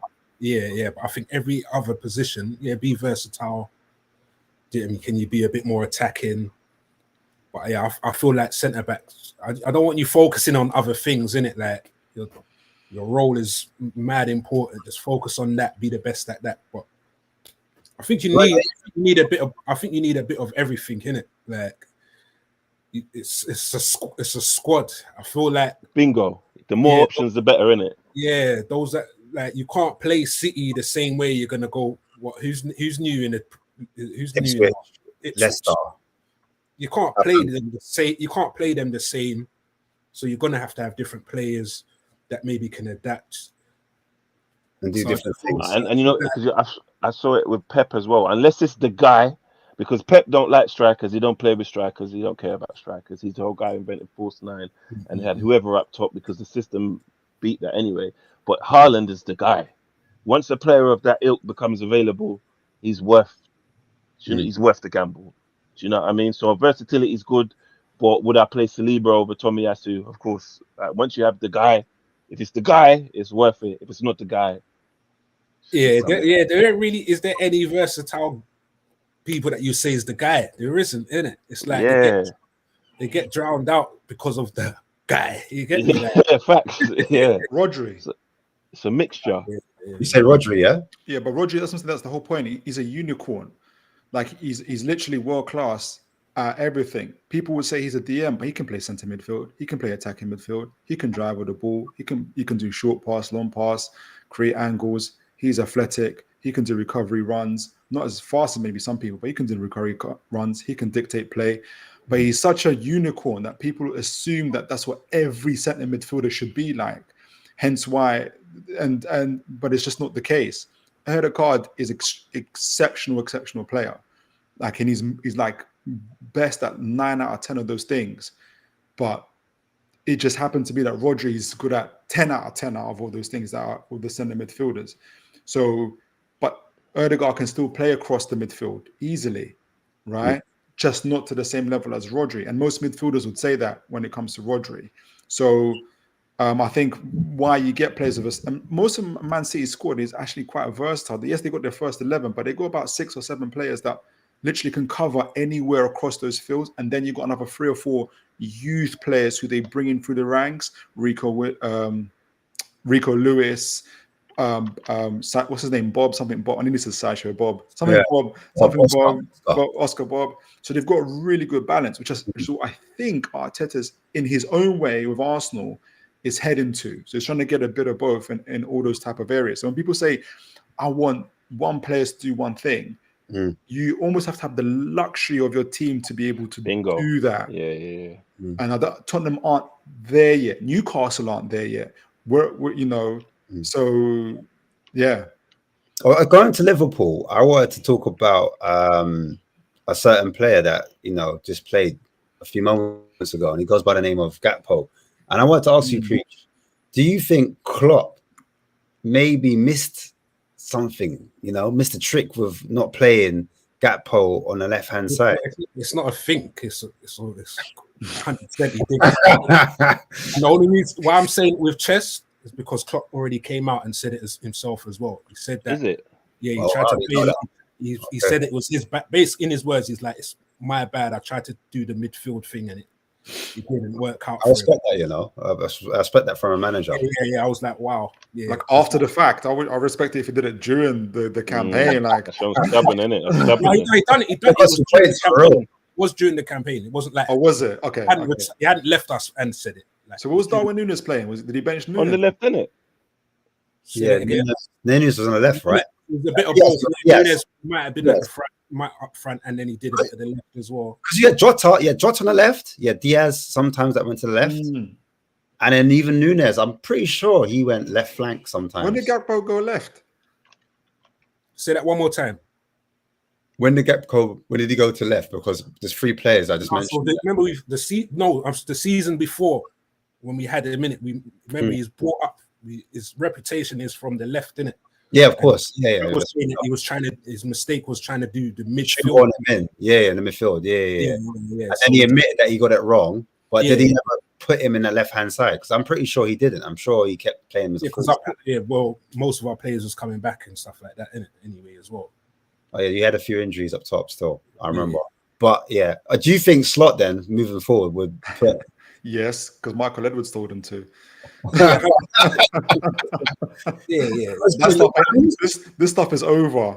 The reason why I asked is because they were trying to take your guy, and I was like, another left side, Gordon. They were trying to take Gordon. Oh my God, man. They were. I don't know. You tell me, preach. You tell me, preach. How serious? Did you ask for the number? Like, did you get your friend? Did you get your friend to ask for the number? Like who? How serious? I don't know what was going on with that. I don't know what it was. But you lot was trying to get our number 2 goalkeeper as well, and it like it was swapped, and we're like, no. It's mad, but yeah. But anyway, I want to move on real quick, so I don't want to do a super long show. England won; it was a good feeling. But I want to. Oh, depends where you sit. But I want to talk about Manchester United real quick. And the brother I had on was a Man U fan, but his connection was iffy. And I was going to ask, because a lot of Spurs fans seem to think we're getting Toney, or we need to be getting Toney. And if we don't get Toney, all hell will rail loose. But Manchester United are strongly linked with Toney. Now, if there's a chance of Toney picking between Spurs or United, in your guys' opinion, because it can't come from my mouth, where do you think Toney should go? Or where do you think he'll end up going? Depends what side of the coin it lands on, bro. If it don't matter. Flip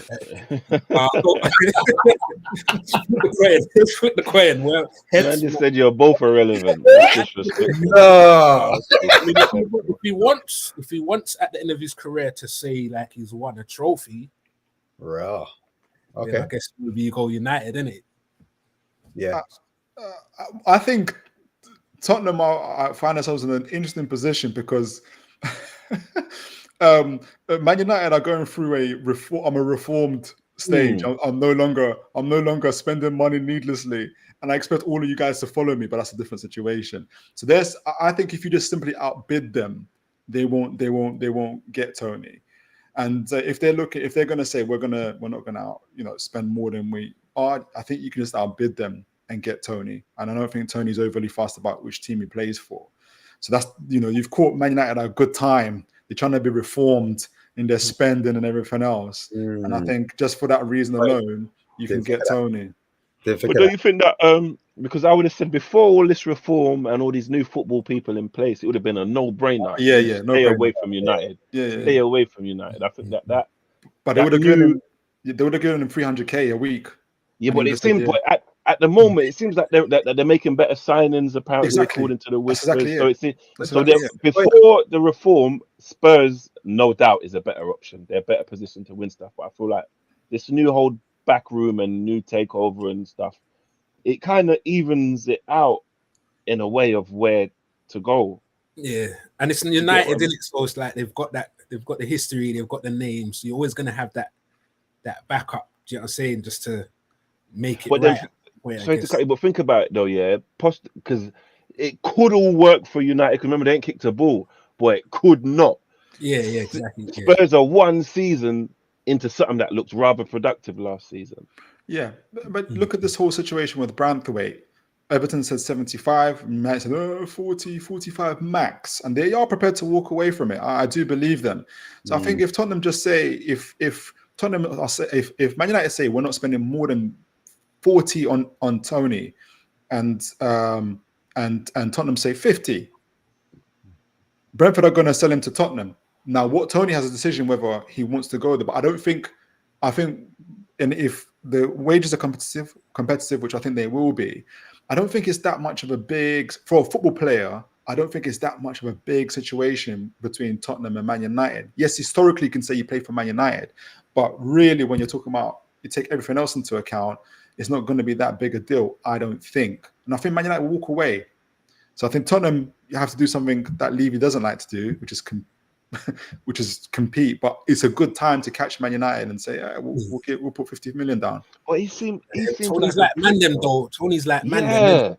So he's going to be like, I want to go Man U. yeah, Spurs, like, I might have a good half season and then it all goes and crumbles. Well, look at the Lenny Euro situation. Madrid said we're not paying more than 25 million euros. Man United said no, not Man United. Yeah, Man United said 50 million. And so now the is it Lils? Lil president. He said, "Come out, man, go and look. Yeah, but like, that's what I'm saying. They've got to kind of give him the push to do it. Like, how old is the player? Tony's not a man who can be pushed. Yeah, perform. Like, he can stay at Brentford if he likes. He's young, perform, and it's got you number 9. No, players have waited a full contract to go Real Madrid, bro. Yeah, he can. It's Real Madrid.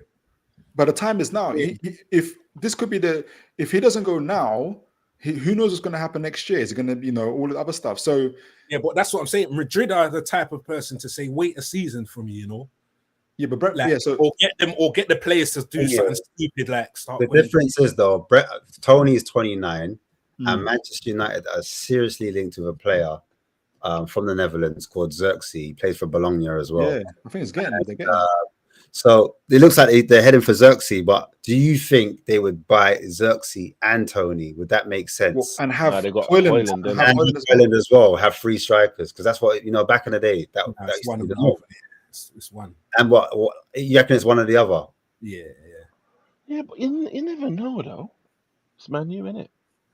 Because Xerxes is similar-ish profile to Toney. That's what I thought. So he just hasn't got the certified Premier League. Yeah, guy. So one's Prem and one's Italian Serie A. One dribbles Xerxes, and then Tony's more the man that does a long pass in to find the wingers. He kind of brings the wing forwards into play that way. So I think Tottenham got a real good chance. Just slap the money down. But I think it comes down to a real age profile. I think like if Spurs are heading in that direction where like they think 29, Son's 32 now, in 3 years, like Tony's done. Not done, but then that's hence the youth. Then you can start buying the youth and promoting your youth up. That's what's supposed to happen. So it can be like a stopgap. Exactly. But really good stopgap. A very, very, very good one. Very, very good one. Like more than just a stopgap. It's very, very, very good. You see Tony too many times. You get. Sorry, Smatic, yeah. It's only going to be 5 minutes, yeah. The only reason why I had to come on. Yeah, because I'm starting to get a bit irritated, yeah. I'm starting to get irritated by fans because our fan base is so ridiculously embarrassing, yeah. It's got Toon Tactics thinking that we're the best thing since sliced bread now. Yeah, I mean, honestly, some of the rubbish that I hear. I mean, he's twerking for Archie Gray, who's only been in 5 minutes. Again, you know what I mean? You must be listening to too much of Sean Spurs talk show because the finances now it's the big thing now all these days now. You know what I mean? Rather than the football.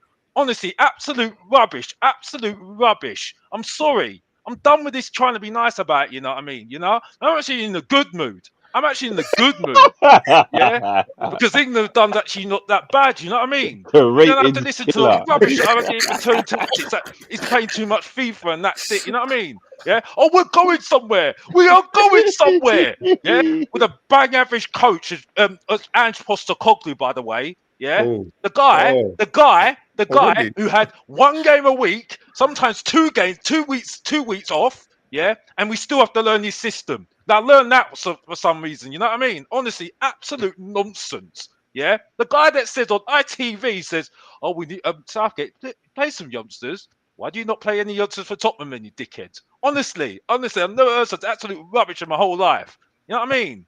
So here you go, Toon Tactics. Yeah, and dig a hole with that, by the way, and that's it. Back to you. I'm done. If you don't know, get to know. Big up. Spurs, bro. Jeez, guys, please like, share, subscribe, and get your subscriptions over to Box Office TV if you do like more of the same. But yeah, man, like coming back to that Toney chat, as I was saying, like if we're looking at like it comes down to, do you want a player that's ready now, as we said before, firm proven, that can hit the ground running? or is it a case of like a stopgap? Is he a stop? I can't believe I'm saying Tony's a stopgap. That sounds wild to me, but man, that's what you lot said. Is he a stopgap? Is he? What do you think, box office? What do you think? Oh, you know more. Smack, were you on the last couple of shows, bruv? And you obviously you've watched Mr. Box Office TV already, bruv. Yeah, I've said already. People that have never watched the show, they need to know. Yeah, but bro, you know what the answer is? It's easy. It's quite easy. I've said already. We've got too many nice players at our club. We've got too many nice players, especially in that forward line. Timo Werner, nice guy. Johnson, nice guy. Richarlison used to be an arrogant player, but now he's a nice guy. You know what I mean? Kulusevski, nice guy. You know what I mean? My bad. Solomon's nice guy. I need arrogance. Let me I need switch up. arrogance. Hold on. I need Tony. I need Ivan Toney, bro. You need Havertz. You need Havertz. I need Ivan Toney, bruv. Yeah, Yeah, because when Ivan Toney misses a chance, let the main event speak. Let the main event finish it, and then I'll give you time, bruv. Yeah, I know you're the master. Yeah, I know you're the master. I know you're the master, bruv. Yeah, but Mr. Box Office needs to say something. Yeah, right. I need somebody who's not got any, got confidence. Yeah, got the swag. Got the arrogance, yeah. If he misses a chance, he'll just shrug his shoulder like Abramovich, yeah, and say, "So what? I don't care. I'll bang it in next 5 minutes. I'll bang it in next 10 minutes. I don't care." Yeah. If the fans have a go at him, he's saying, "You having a laugh? I'll show you. Bang it in." You know what I mean? That's arrogance, yeah. And the people that say that we don't like nice guys, yeah. Everyone on this panel now, please tell me you know you arrogant people, don't you? Come on now. You got arrogant friends, haven't you? Come on now. You know what I mean? Yeah, we all know it, don't we? We all got the swag guy, innit? We all got that swag guy that gets all the ladies, innit? You know that all day long, innit? Come on now. You're laughing at me. You're all looking at swag, innit? You know, you don't you? You know what I mean? Yeah. So all these people talking to me, telling, "Oh, we need nice guys. We need people with nice personality." Why do you think we don't win anything, yeah? Ask Harry Kane that, yeah? That is going to be wanting to win that Euros on Sunday, by the way. You know what I mean? Yeah? Look at all the top players. Yeah, all your favourites, yeah, like Sheringham, yeah, Dwight York, yeah, Les Ferdinand, yeah. Were they nice guys? No, they weren't. They wanted to win. You know what I mean? Alan Shearer, arrogant. You know what I mean? Ronaldo, you're telling me that he's a nice guy? He'll shoot anybody in the foot to get. Well, I shouldn't say that. I shouldn't say that. I'll take that away. No, I shouldn't say that. But he would go for a world's end to win something, you know what I mean, and get his moment, you know what I mean. He don't care. He doesn't care, and that's it. You know what I mean. So it's about arrogance. It's about swag. It's about getting the job done. You know what I mean. And that's why I want Tony. Yeah. If he wants big wages, though, forget it. Go to West Ham. Go to West Ham. Yeah. Sorry. You know what I mean? And that's it. Yeah. And that's all I need to say. And that's it. Yeah. By the way, I do apologize for that little mishap with that joke. I do apologize. No, you've got to behave yourselves. You've got to be good people. Yeah, do your homework. Do that. Yeah, no. Mr. Box Office doesn't promote violence. No, we don't. We don't do that on Spurs Kings TV. Right, that's it. So I do apologise for that mishap, and that's it. But Mr. Box Office is saying Ivan Toney all day long, every single day. Yeah, because that strike force. But you're not saying that. Yeah, you're not saying that. Yes, I am saying it. After that big old speech, you said right at the end, you said, "Oh, but he wants too much wages." Then no. So you want a player that wants to go all out. Oh, here we go. We're going to twist words now. You're going to try and play Jay now, are you? Okay. In case I don't want to make anybody else like, did he actually say that, or am I? Yeah, you're right. You're correct. You're correct. He said it's all good. You want arrogant people. You want not nice people. He gave Les Ferdinand. Who Harry gave quite a few people. And he said all of that stuff, but he said, but if he's too arrogant and wants too much money. No, I didn't say arrogance. I said if he wants too much money, because he still needs to work for it. He needs to work for it. He has to work for it. If he wants to get to the top, he needs to work for it, because he didn't score any goals. He didn't score enough goals when he came back. Yeah. But I still need his personality in that sit. Sorry, Alex, that is for me, and that's it, man. You've become the thing that you hate. That's the problem, bro. No. You're so I'm not. Tottenham, bro. No. I've You're got so standards, Tottenham. Toon Tactics. Nah, Imagine I've got standards. It's exactly When my what you fan want. base Exactly. have a go at This me is it. because they don't want to win. Yeah, they have a go at people that want the better for their club. Yeah, I used to support Harry Winks. Yeah, I used to support Eric He's not Dyer. arrogant. Yeah, He's not I arrogant. tried to sort myself out. Yeah, and now people are apologising for Timo Werner, aka Shane Long, the German Shane Long. You know what I mean? We're not willing to pay the money, bro. You yourself as a fan are saying, Imagine him getting the same wages as everyone else, and what is the most important thing. They'll be like, why do I need to be arrogant? Oh, I don't want to listen to you, big preach, man. You embarrassed yourself 2 weeks ago, bro. saying, You know what I mean? You Ago. compare your Liverpool side to Tottenham 2 weeks ago, bruv. You were comparing yourself you know to Tottenham. Face. And you were twerking, and you'll get what is it? Deji and Jay and Gunniard, you know what I mean? And get all the Tottenham fan base, let's say, oh, we love Big Preach, oh, he loves our team, he loves our team. Oh my gosh, I can't believe it! Oh my gosh, bloody hell! That was the biggest I've never heard such absolute waffle in my life. Bloody hell! Remember what I say to you about like the waiting thing in it? Oh bloody hell, bruv! Don't start with that, bruv. I'll be married until I bloody get Tottenham winning the trophy, bruv. Honestly, I've been patient for 24 years, bruv. I've been patient for 24 years. Please do not tell me to be patient when I've been patient for 24 years. Where's Sava when you need him? Where's Dan when you need him, bruv? Where's Dan when I need him, bruv? You know what I mean? Where's the echo chamber? Where's the echo chamber? Where's the echo chamber? Where's everybody that I want to hear talks like me, tells me what I want to hear? Where are they? I want to say, because I want to say, yeah, where are they? Where are they? This is not an echo chamber. Where is it? I'm in the wrong room. I want Toney. I want mean guys like Toney. But if he asks for too much wages, he could go to West Ham. So West Ham can finish as well. You know, West Ham can win another European Cup competition. Okay, Toon Tactics. You're talking to the wrong person. Yeah, I'm talking to the right person. No. You're talking to the wrong person. I have said it's embarrassing West Ham winning trophies and we don't. Pay the money. That's come from my mouth. You're talking to the wrong person. Yeah. Talk to the fans, right? That say we don't need to win trophies. Yeah, to be successful. Yeah, and that's not me. Those are the people that love Daniel Levy, by the way. And you know who I'm talking about, Asmatic, don't you, bro? You know who I'm talking about, don't you, know? You know what I mean? Not a dig as well at those sort of people, you know what I mean? That are scared of Mr. Box Office. It's going to be a nightmare this season, by the way. A nightmare. An absolute nightmare. Yeah? Because I'll tell you now, 4 years doing YouTube, yeah, and I'm seeing the same thing. The same thing, yeah. So, and I'm not even stopping. You know what I mean? People trying to rub me out of YouTube, yeah. I'm still there. I'm still here, yeah. It's live and kicking, yeah. Live and kicking, the ratings killer, yeah. The voiceless is still back in the building. That's it. Talking for everyone that don't want to talk and say what they need to say, because there's people that are saying the same thing I'm saying, by the way, yeah. And people say that I'm talking rubbish, yeah. You're saying that Iggy talks rubbish, and from top and away, then, bruv, because he acknowledges me, yeah. A lot of people acknowledge me because they know I talk the truth, and that's it, yeah. And that's all I need to say, and that's it. And you know I'm talking the truth, and that's it. Back to you, I'm done. I was going to ask. Yeah, just 0 points to. If Man United came in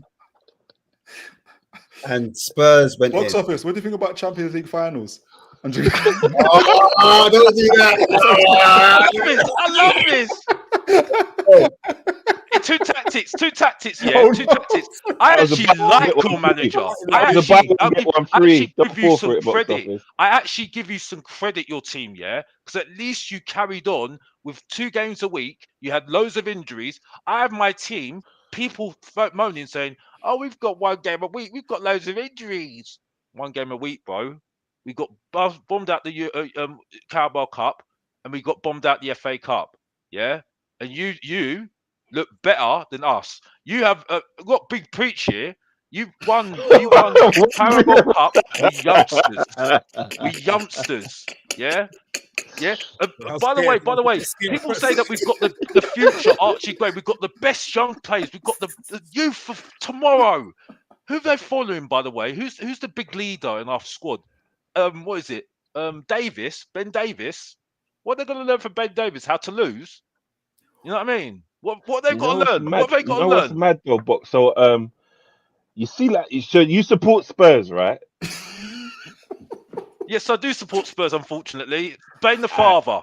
Blame my dad. Blame Alice's father. Like, because you see, like, when everything you say, yeah, there's some validity to some stuff, and some stuff I can just tell you're pissed off because it's been so long, yeah.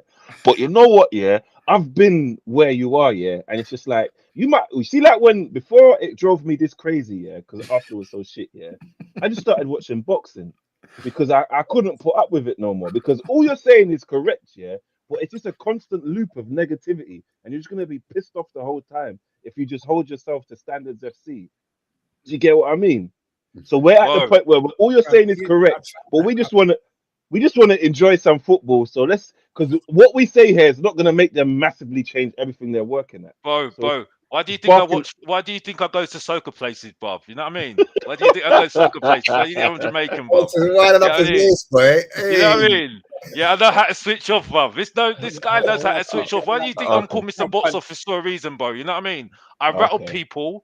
Yeah, I don't need to be your best friend. I rattle people and then I go out the building and that's it, bruv. That's how it works every single time. Yeah, that's what I'm saying is, if you don't know, get to know. You know what I mean? Sorry, Smatty, I didn't want to crash your show, bruv. I wasn't here to crash your show, bruv. But you know what I mean? I give that energy every single time. Stop lying. You love it. You love it. Stefan didn't turn up. When they're talking so much waffle on the chat, yeah, they don't turn up, bruv. They don't turn up. Warriors are real, bro. The keyboard warriors are real. That's what I've got to say. Yeah. What's up? Oh, what's up?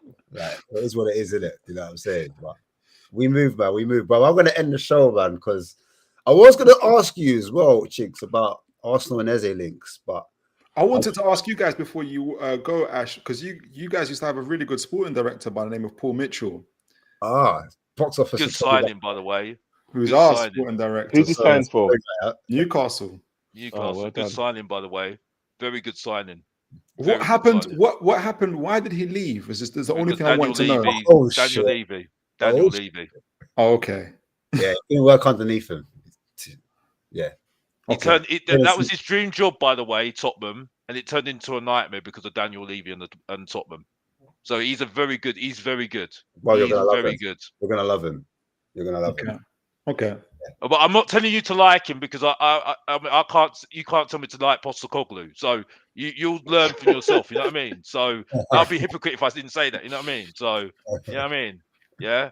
Yeah, and Big Preach, don't worry, Bob. Yeah, you're not the only one that's got done by Mr. Box Office. Yeah, so don't give me that sorry look. Yeah, I love you, Bob. I love you, Bob. Yeah, you're not the only one that's going to get embarrassed by Mr. Box Office. You know what I mean? I love you, bro. Yeah, I love you, bro. Don't worry. Yeah, you know what I mean? Don't look all like all upset. Don't worry, bro. Yeah, you know what I mean? Yeah, you know what I mean? He just looks like a sorry lost. He's like lost puppy at the moment. But oh gosh. You thought that I compared Liverpool to Spurs? That would be the dumbest thing ever. Because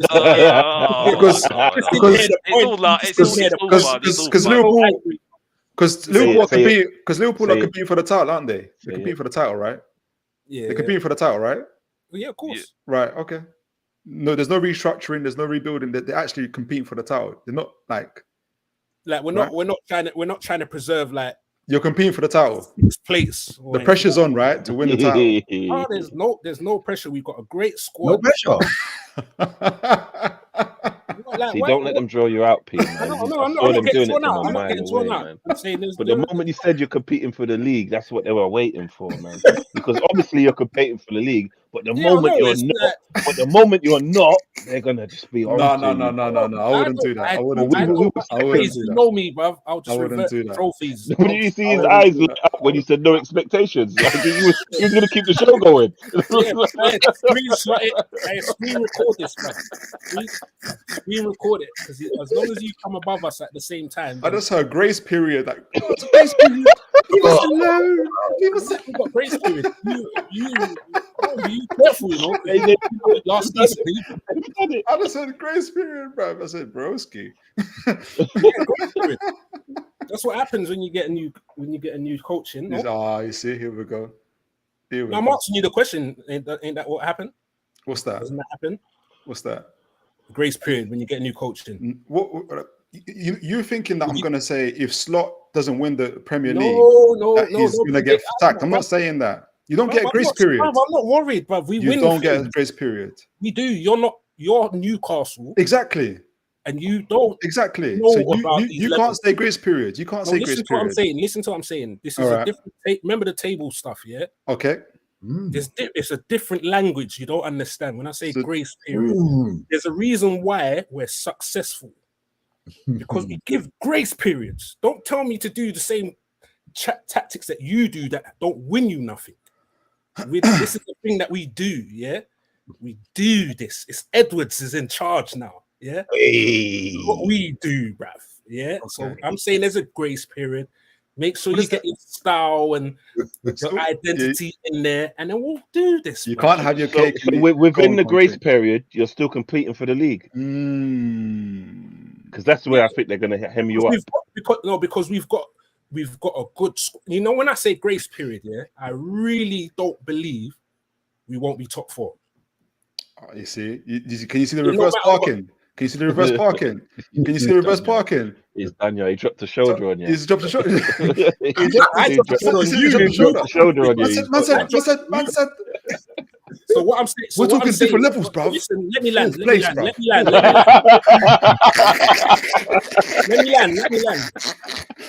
taking you to the best restaurant, babes.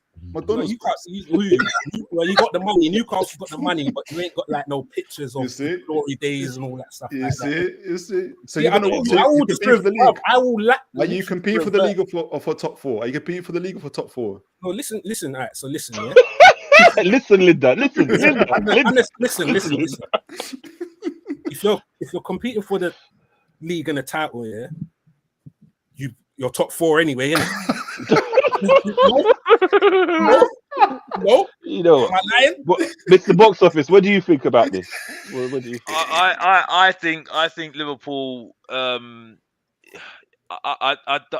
be honest, I don't know. But what I will say, I will applaud Liverpool is that they've got a manager that plays a similar way to Klopp.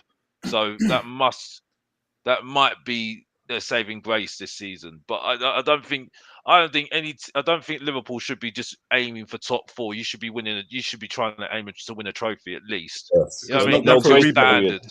That's your standard. Oh wait, did you just say what you said? Yeah, it should. You just said should win a trophy at least and top 4. Which one is it? Is it the league or trophies? Trophies. Yeah. So that doesn't really matter, innit? The league position. Say we win the Carling Cup and then come 5th.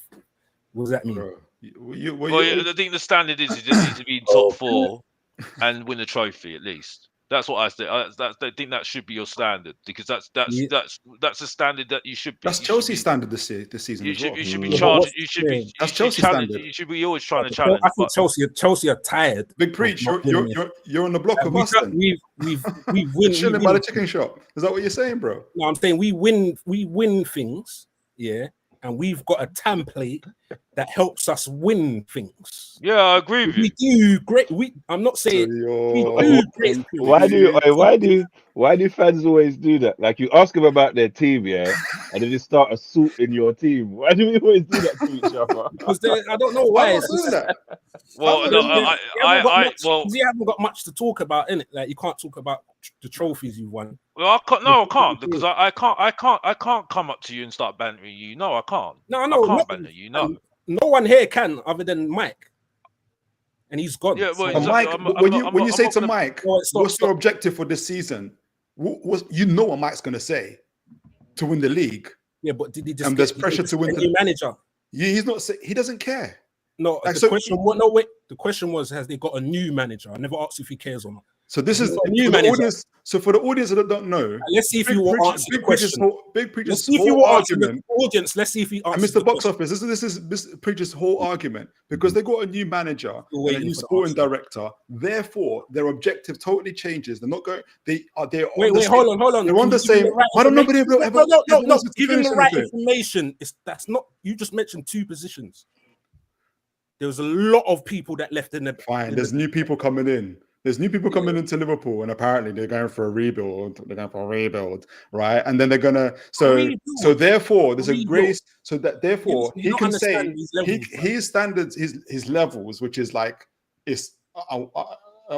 Champions League, but top 4, like still top four, like Tottenham, like Aston Villa, like Newcastle. We're aiming for top 4 as well.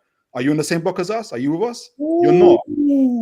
You're not, are you? Are you on the same block as us? You're not even. Are you by the chicken shop with us? Bruv, you're not, are you? 6, bruv. Exactly. If you make it, you're the new but you're guy. acting like you are. I'm not acting like I am. You're the shock team. Okay. So therefore, you're competing for the league, right? You're going to win the league. Your objective is to win the league, right? It's not top 4. No, but if we don't win the league, it's not over for us. It's not like if you lot don't get top 4, I'm saying. Like, it's over. You see what I'm saying? Rubbish. That's what I'm saying. That's not what I'm saying. I'm trying to tell you there's a grace period. We've got a grace period. We want you to, obviously, we want our team to win. You hear the problems? You hear the problems? Are you competing for the league? We don't. Are you competing for the league? They are. They are. We're a big team. If we don't win the league, but really, are they? You're gonna be like, oh, you flopped, slot out because he's got a grace period. Let's see. Are Brentford competing for the league? No. Yeah, they are. Everyone's competing for the league. That's what I think he means. It's a 20-horse race. He's saying everybody's competing for the league. That's the 20-horse race at the beginning of the season. Oh my days! And then you all drop off at your normal places. I've never seen so much shiftiness in my life. Now I understand what he means by competing for the league. It just means we're one of the 20 teams in the league. So, actually, he's correct. He's right. He's actually right. He's actually right. Could you imagine your whole CEO coming up saying, "Well, we don't really care about the league as long as we're all competing for it." This is what I need jokes. I need jokes to be the point like this. Is this what happens when you don't win? Well, you have to compete. You've got to look like you're gonna have to compete for the league. Well, that's your standard, isn't it? That's your standard. That's everybody's standard. Yeah, that's everybody. Everybody's standard.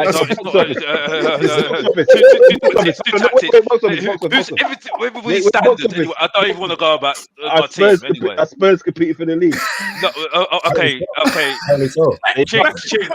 Is that a trick question? Is that a trick question? Bro. No, but they're one of the 20 teams in the league. One of the 20 teams. Yeah. Oh, please, honestly. That's that's finally we've reached the promised land. This is what the problem is. So what did your manager say last season? You see? Oh no, I know. Yeah. He did say that. He did say that. Yeah, he did. He did say that. You got to stop doing that. Oh, you see.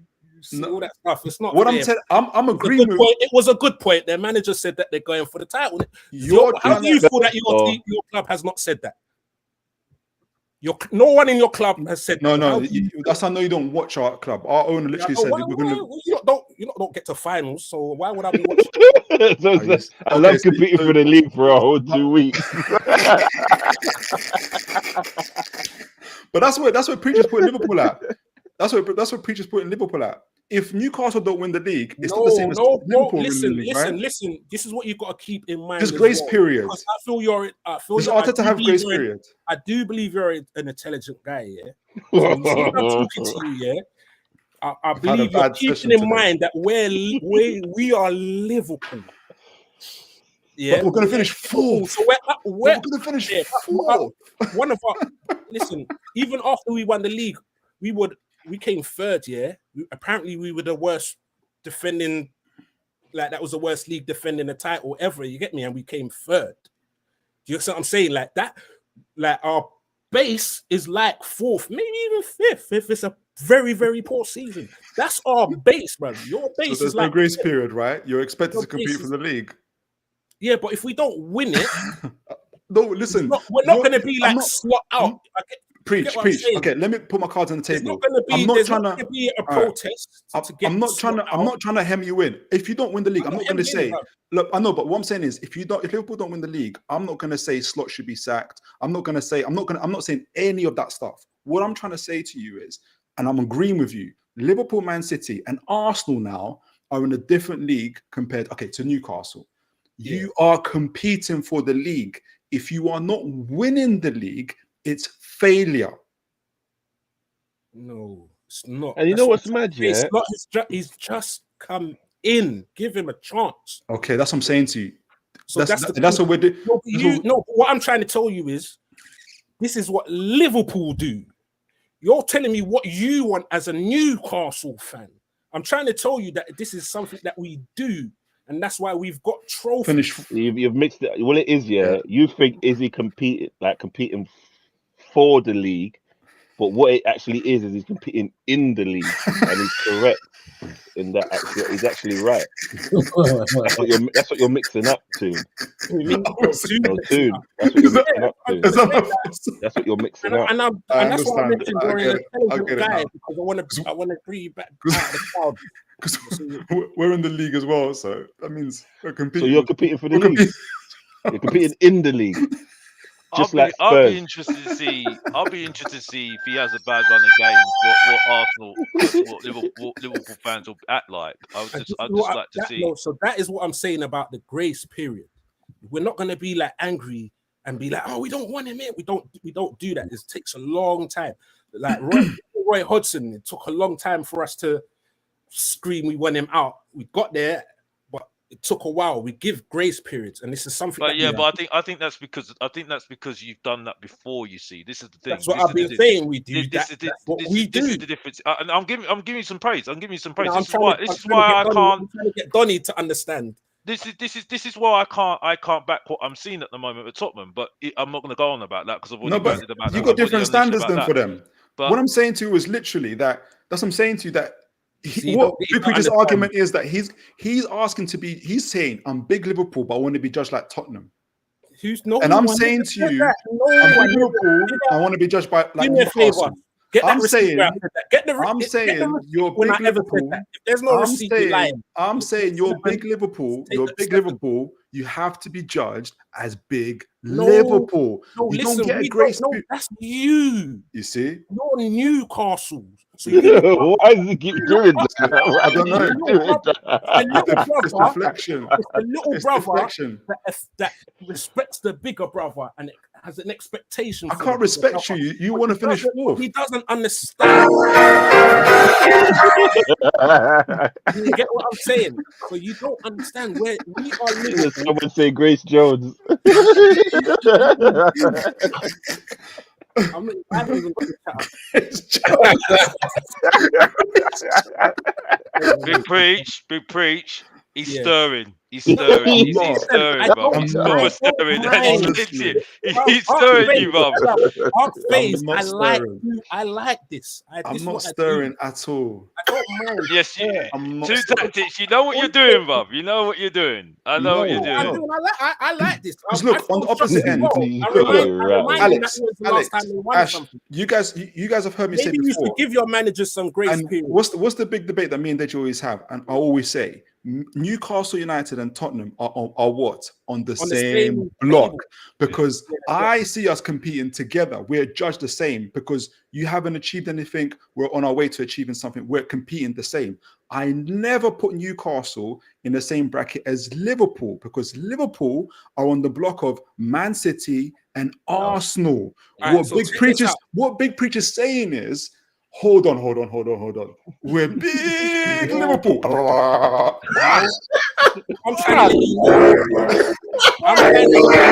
If it goes down the pan, we're to fourth place.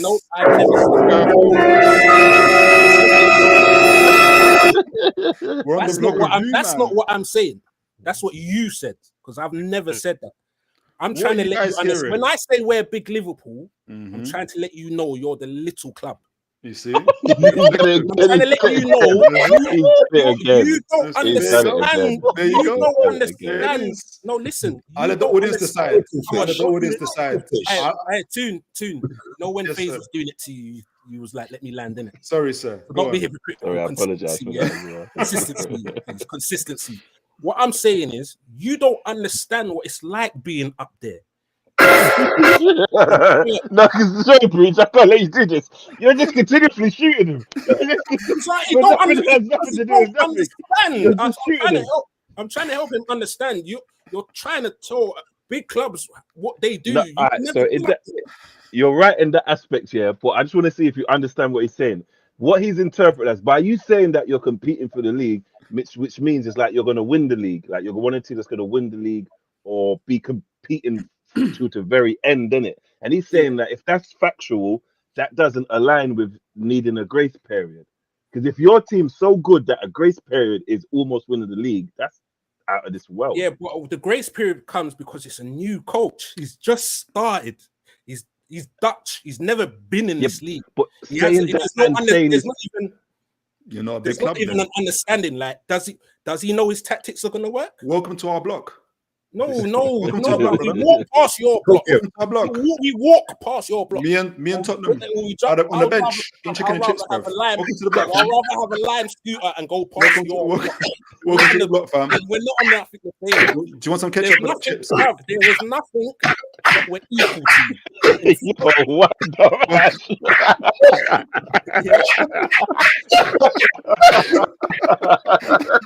There's nothing. Yeah. Welcome, brother. Welcome, brother. There's nothing we're equal to. You can't say any. There's see. no. But We're not on the line. That's crazy, you know. So do you think Liverpool are gonna win the league this year? You're Newcastle, you got Jackson. You did. You're Newcastle. You're direct. Ashley, Mike Ashley. Right. That's what happens. Like, you know, whatever I say to a Chelsea fan, you lot were meant to do good. You ain't won no Champions League. Like, whoa.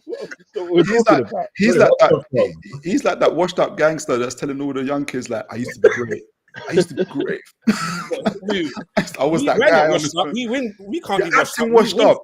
You're acting washed up. I'm trying to hold you. We win things. They can't be washed up. That's why I'm trying to hold you to that standard. No, but you can't. This is what I'm saying about your understanding. How can we be washed up when we win things? You're washed up. You're asking for grace, bro. You just brought up. You're asking for. It's the one before that. Do you think Mike's? No one's asking for grace here apart from you. But you ask me what it is. We don't need you. This is what I'm trying to say. We don't need you. Just to let you know, I'm from London, though. Yeah.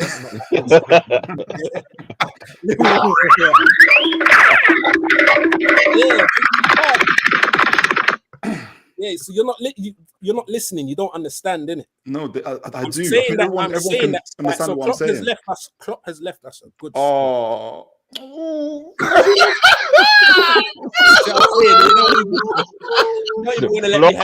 Victory. I'm saying I'm not even sad. I'm reaching now. That's a reach. I'm so sorry. What I said is Klopp.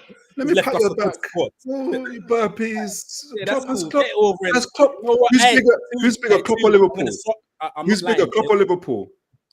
What do you reckon? All right then. So start acting like it. No. Klopp has left. Klopp has left. Questions, do you? If you Klopp really has don't left, answer questions. So I'm saying Liverpool are bigger than Klopp. Okay, so when did I say Klopp was bigger than Liverpool? My whole argument aligns. Your one doesn't. What you don't know? My argument aligns. You don't know what it's like to be up there. So what? How do you? What's the experience have you got up there? Because Chiefs, you like consistency, right? In third, you like consistency. If the club is bigger than the manager, yeah, and a new manager comes in, what grace period do you need? Because the club is bigger, right? Bruv, do you not have time to implement your training techniques? All of these things. You don't do it overnight. No, stop. You can't do it overnight, bruv. That's why you disagreeing with that, though, P. I'm not disagreeing with you. All of that is correct, P. But all he's saying is you can't say all of that stuff and say you're competing for the league. No, listen to what I'm saying. Listen to what I'm saying. We are competing for the league. Yes, we've got a strong enough squad to do it.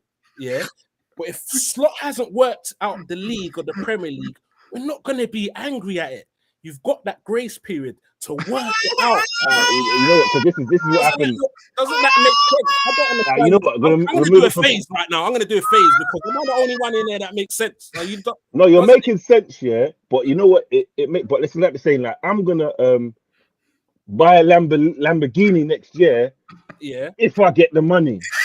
You get what I mean? That's what it sounds like. It's not the same. You're saying why would you then we all want to buy a Lamborghini. Where's Mike's? I need Mike's. I'm saying that we've got a squad that can challenge for the league. That's what Klopp left. Because last season it was a 3-horse race to whatever how many games. I'll end it on this. Wait, can you let me finish, bruv? All right, sorry, go on. Sir. Yeah, come on, yeah. So what I'm saying is the squad that we've got can finish third. We know that. Yeah, we want the title. Yes, we do. We are giving Slot time to understand the squad and do it. And that's the grace period. So if we get third again, if we get fourth, okay, it's cool. Now you understand. You've got to get it right now, because you're actually taking the squad backwards. So your grace period is over.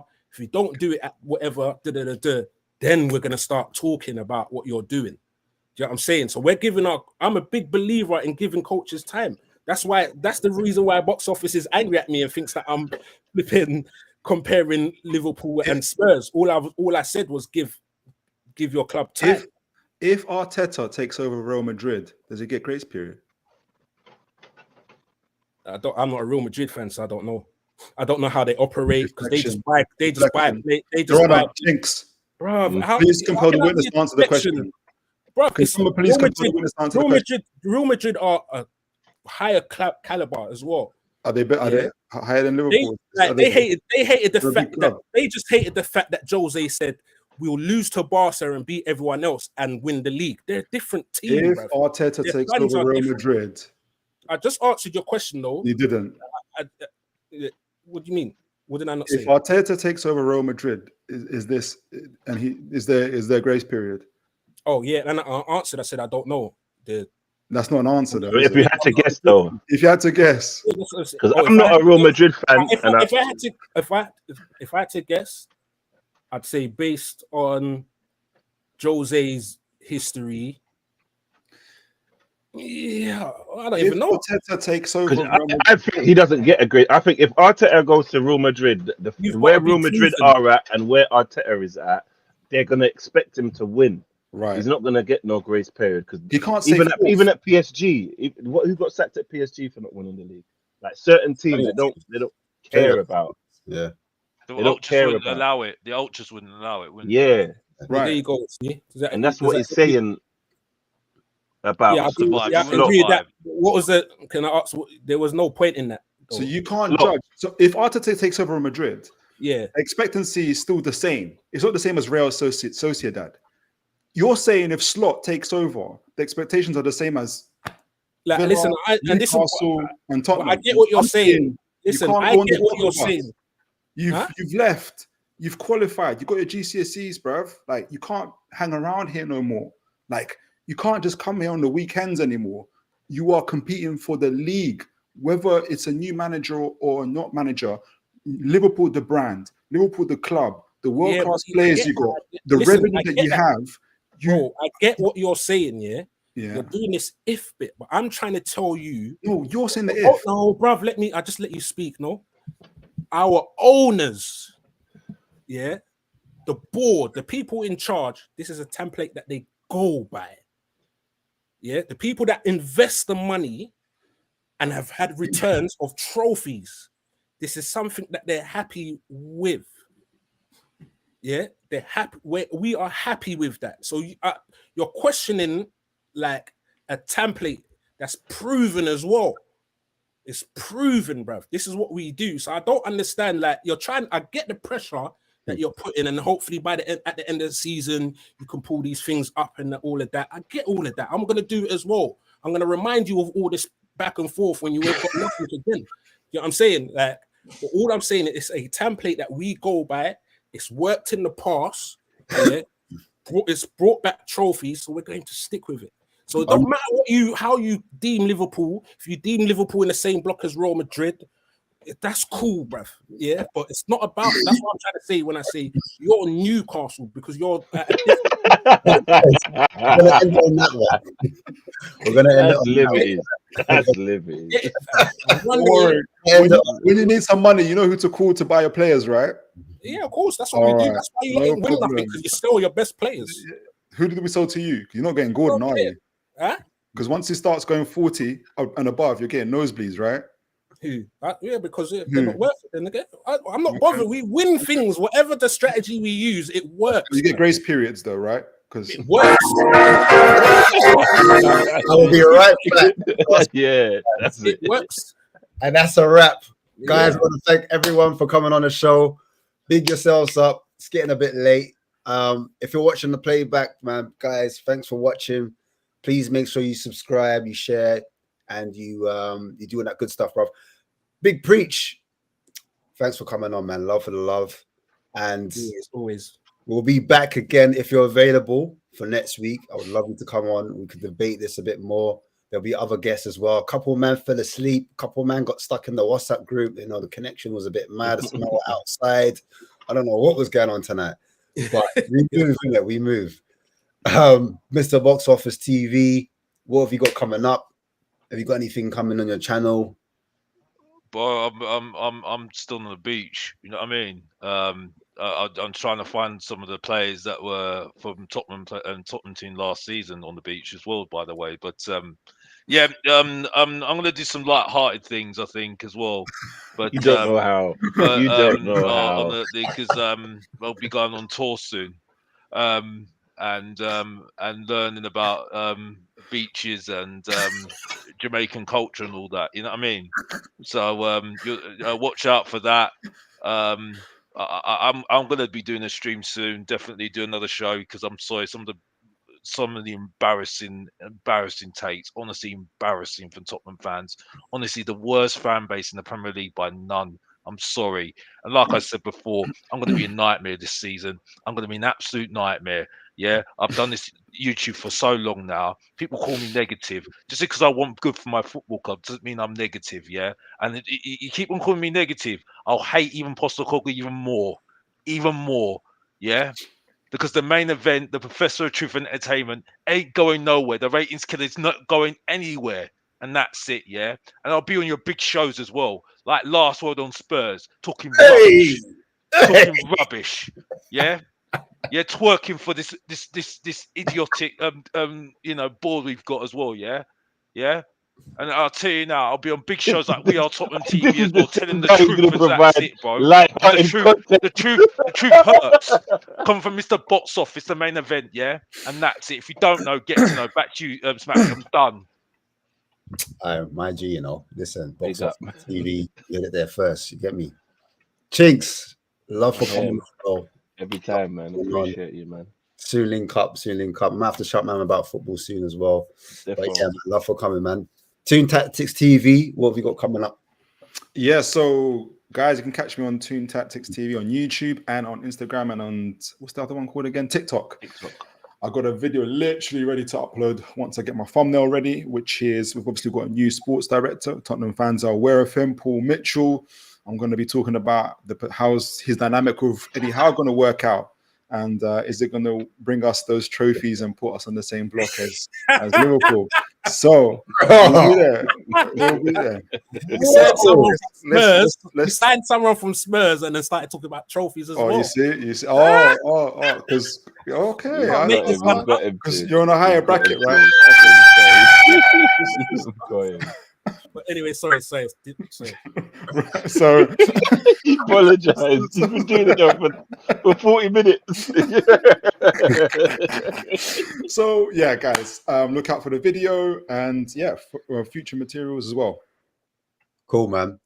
Yeah, man. Like I said, as always, man, thanks for coming on. Love for the love. Big up the comments. You've been making it spicy as always, making it interactive. And people watching at home, please make sure you do share, like, and subscribe as always. And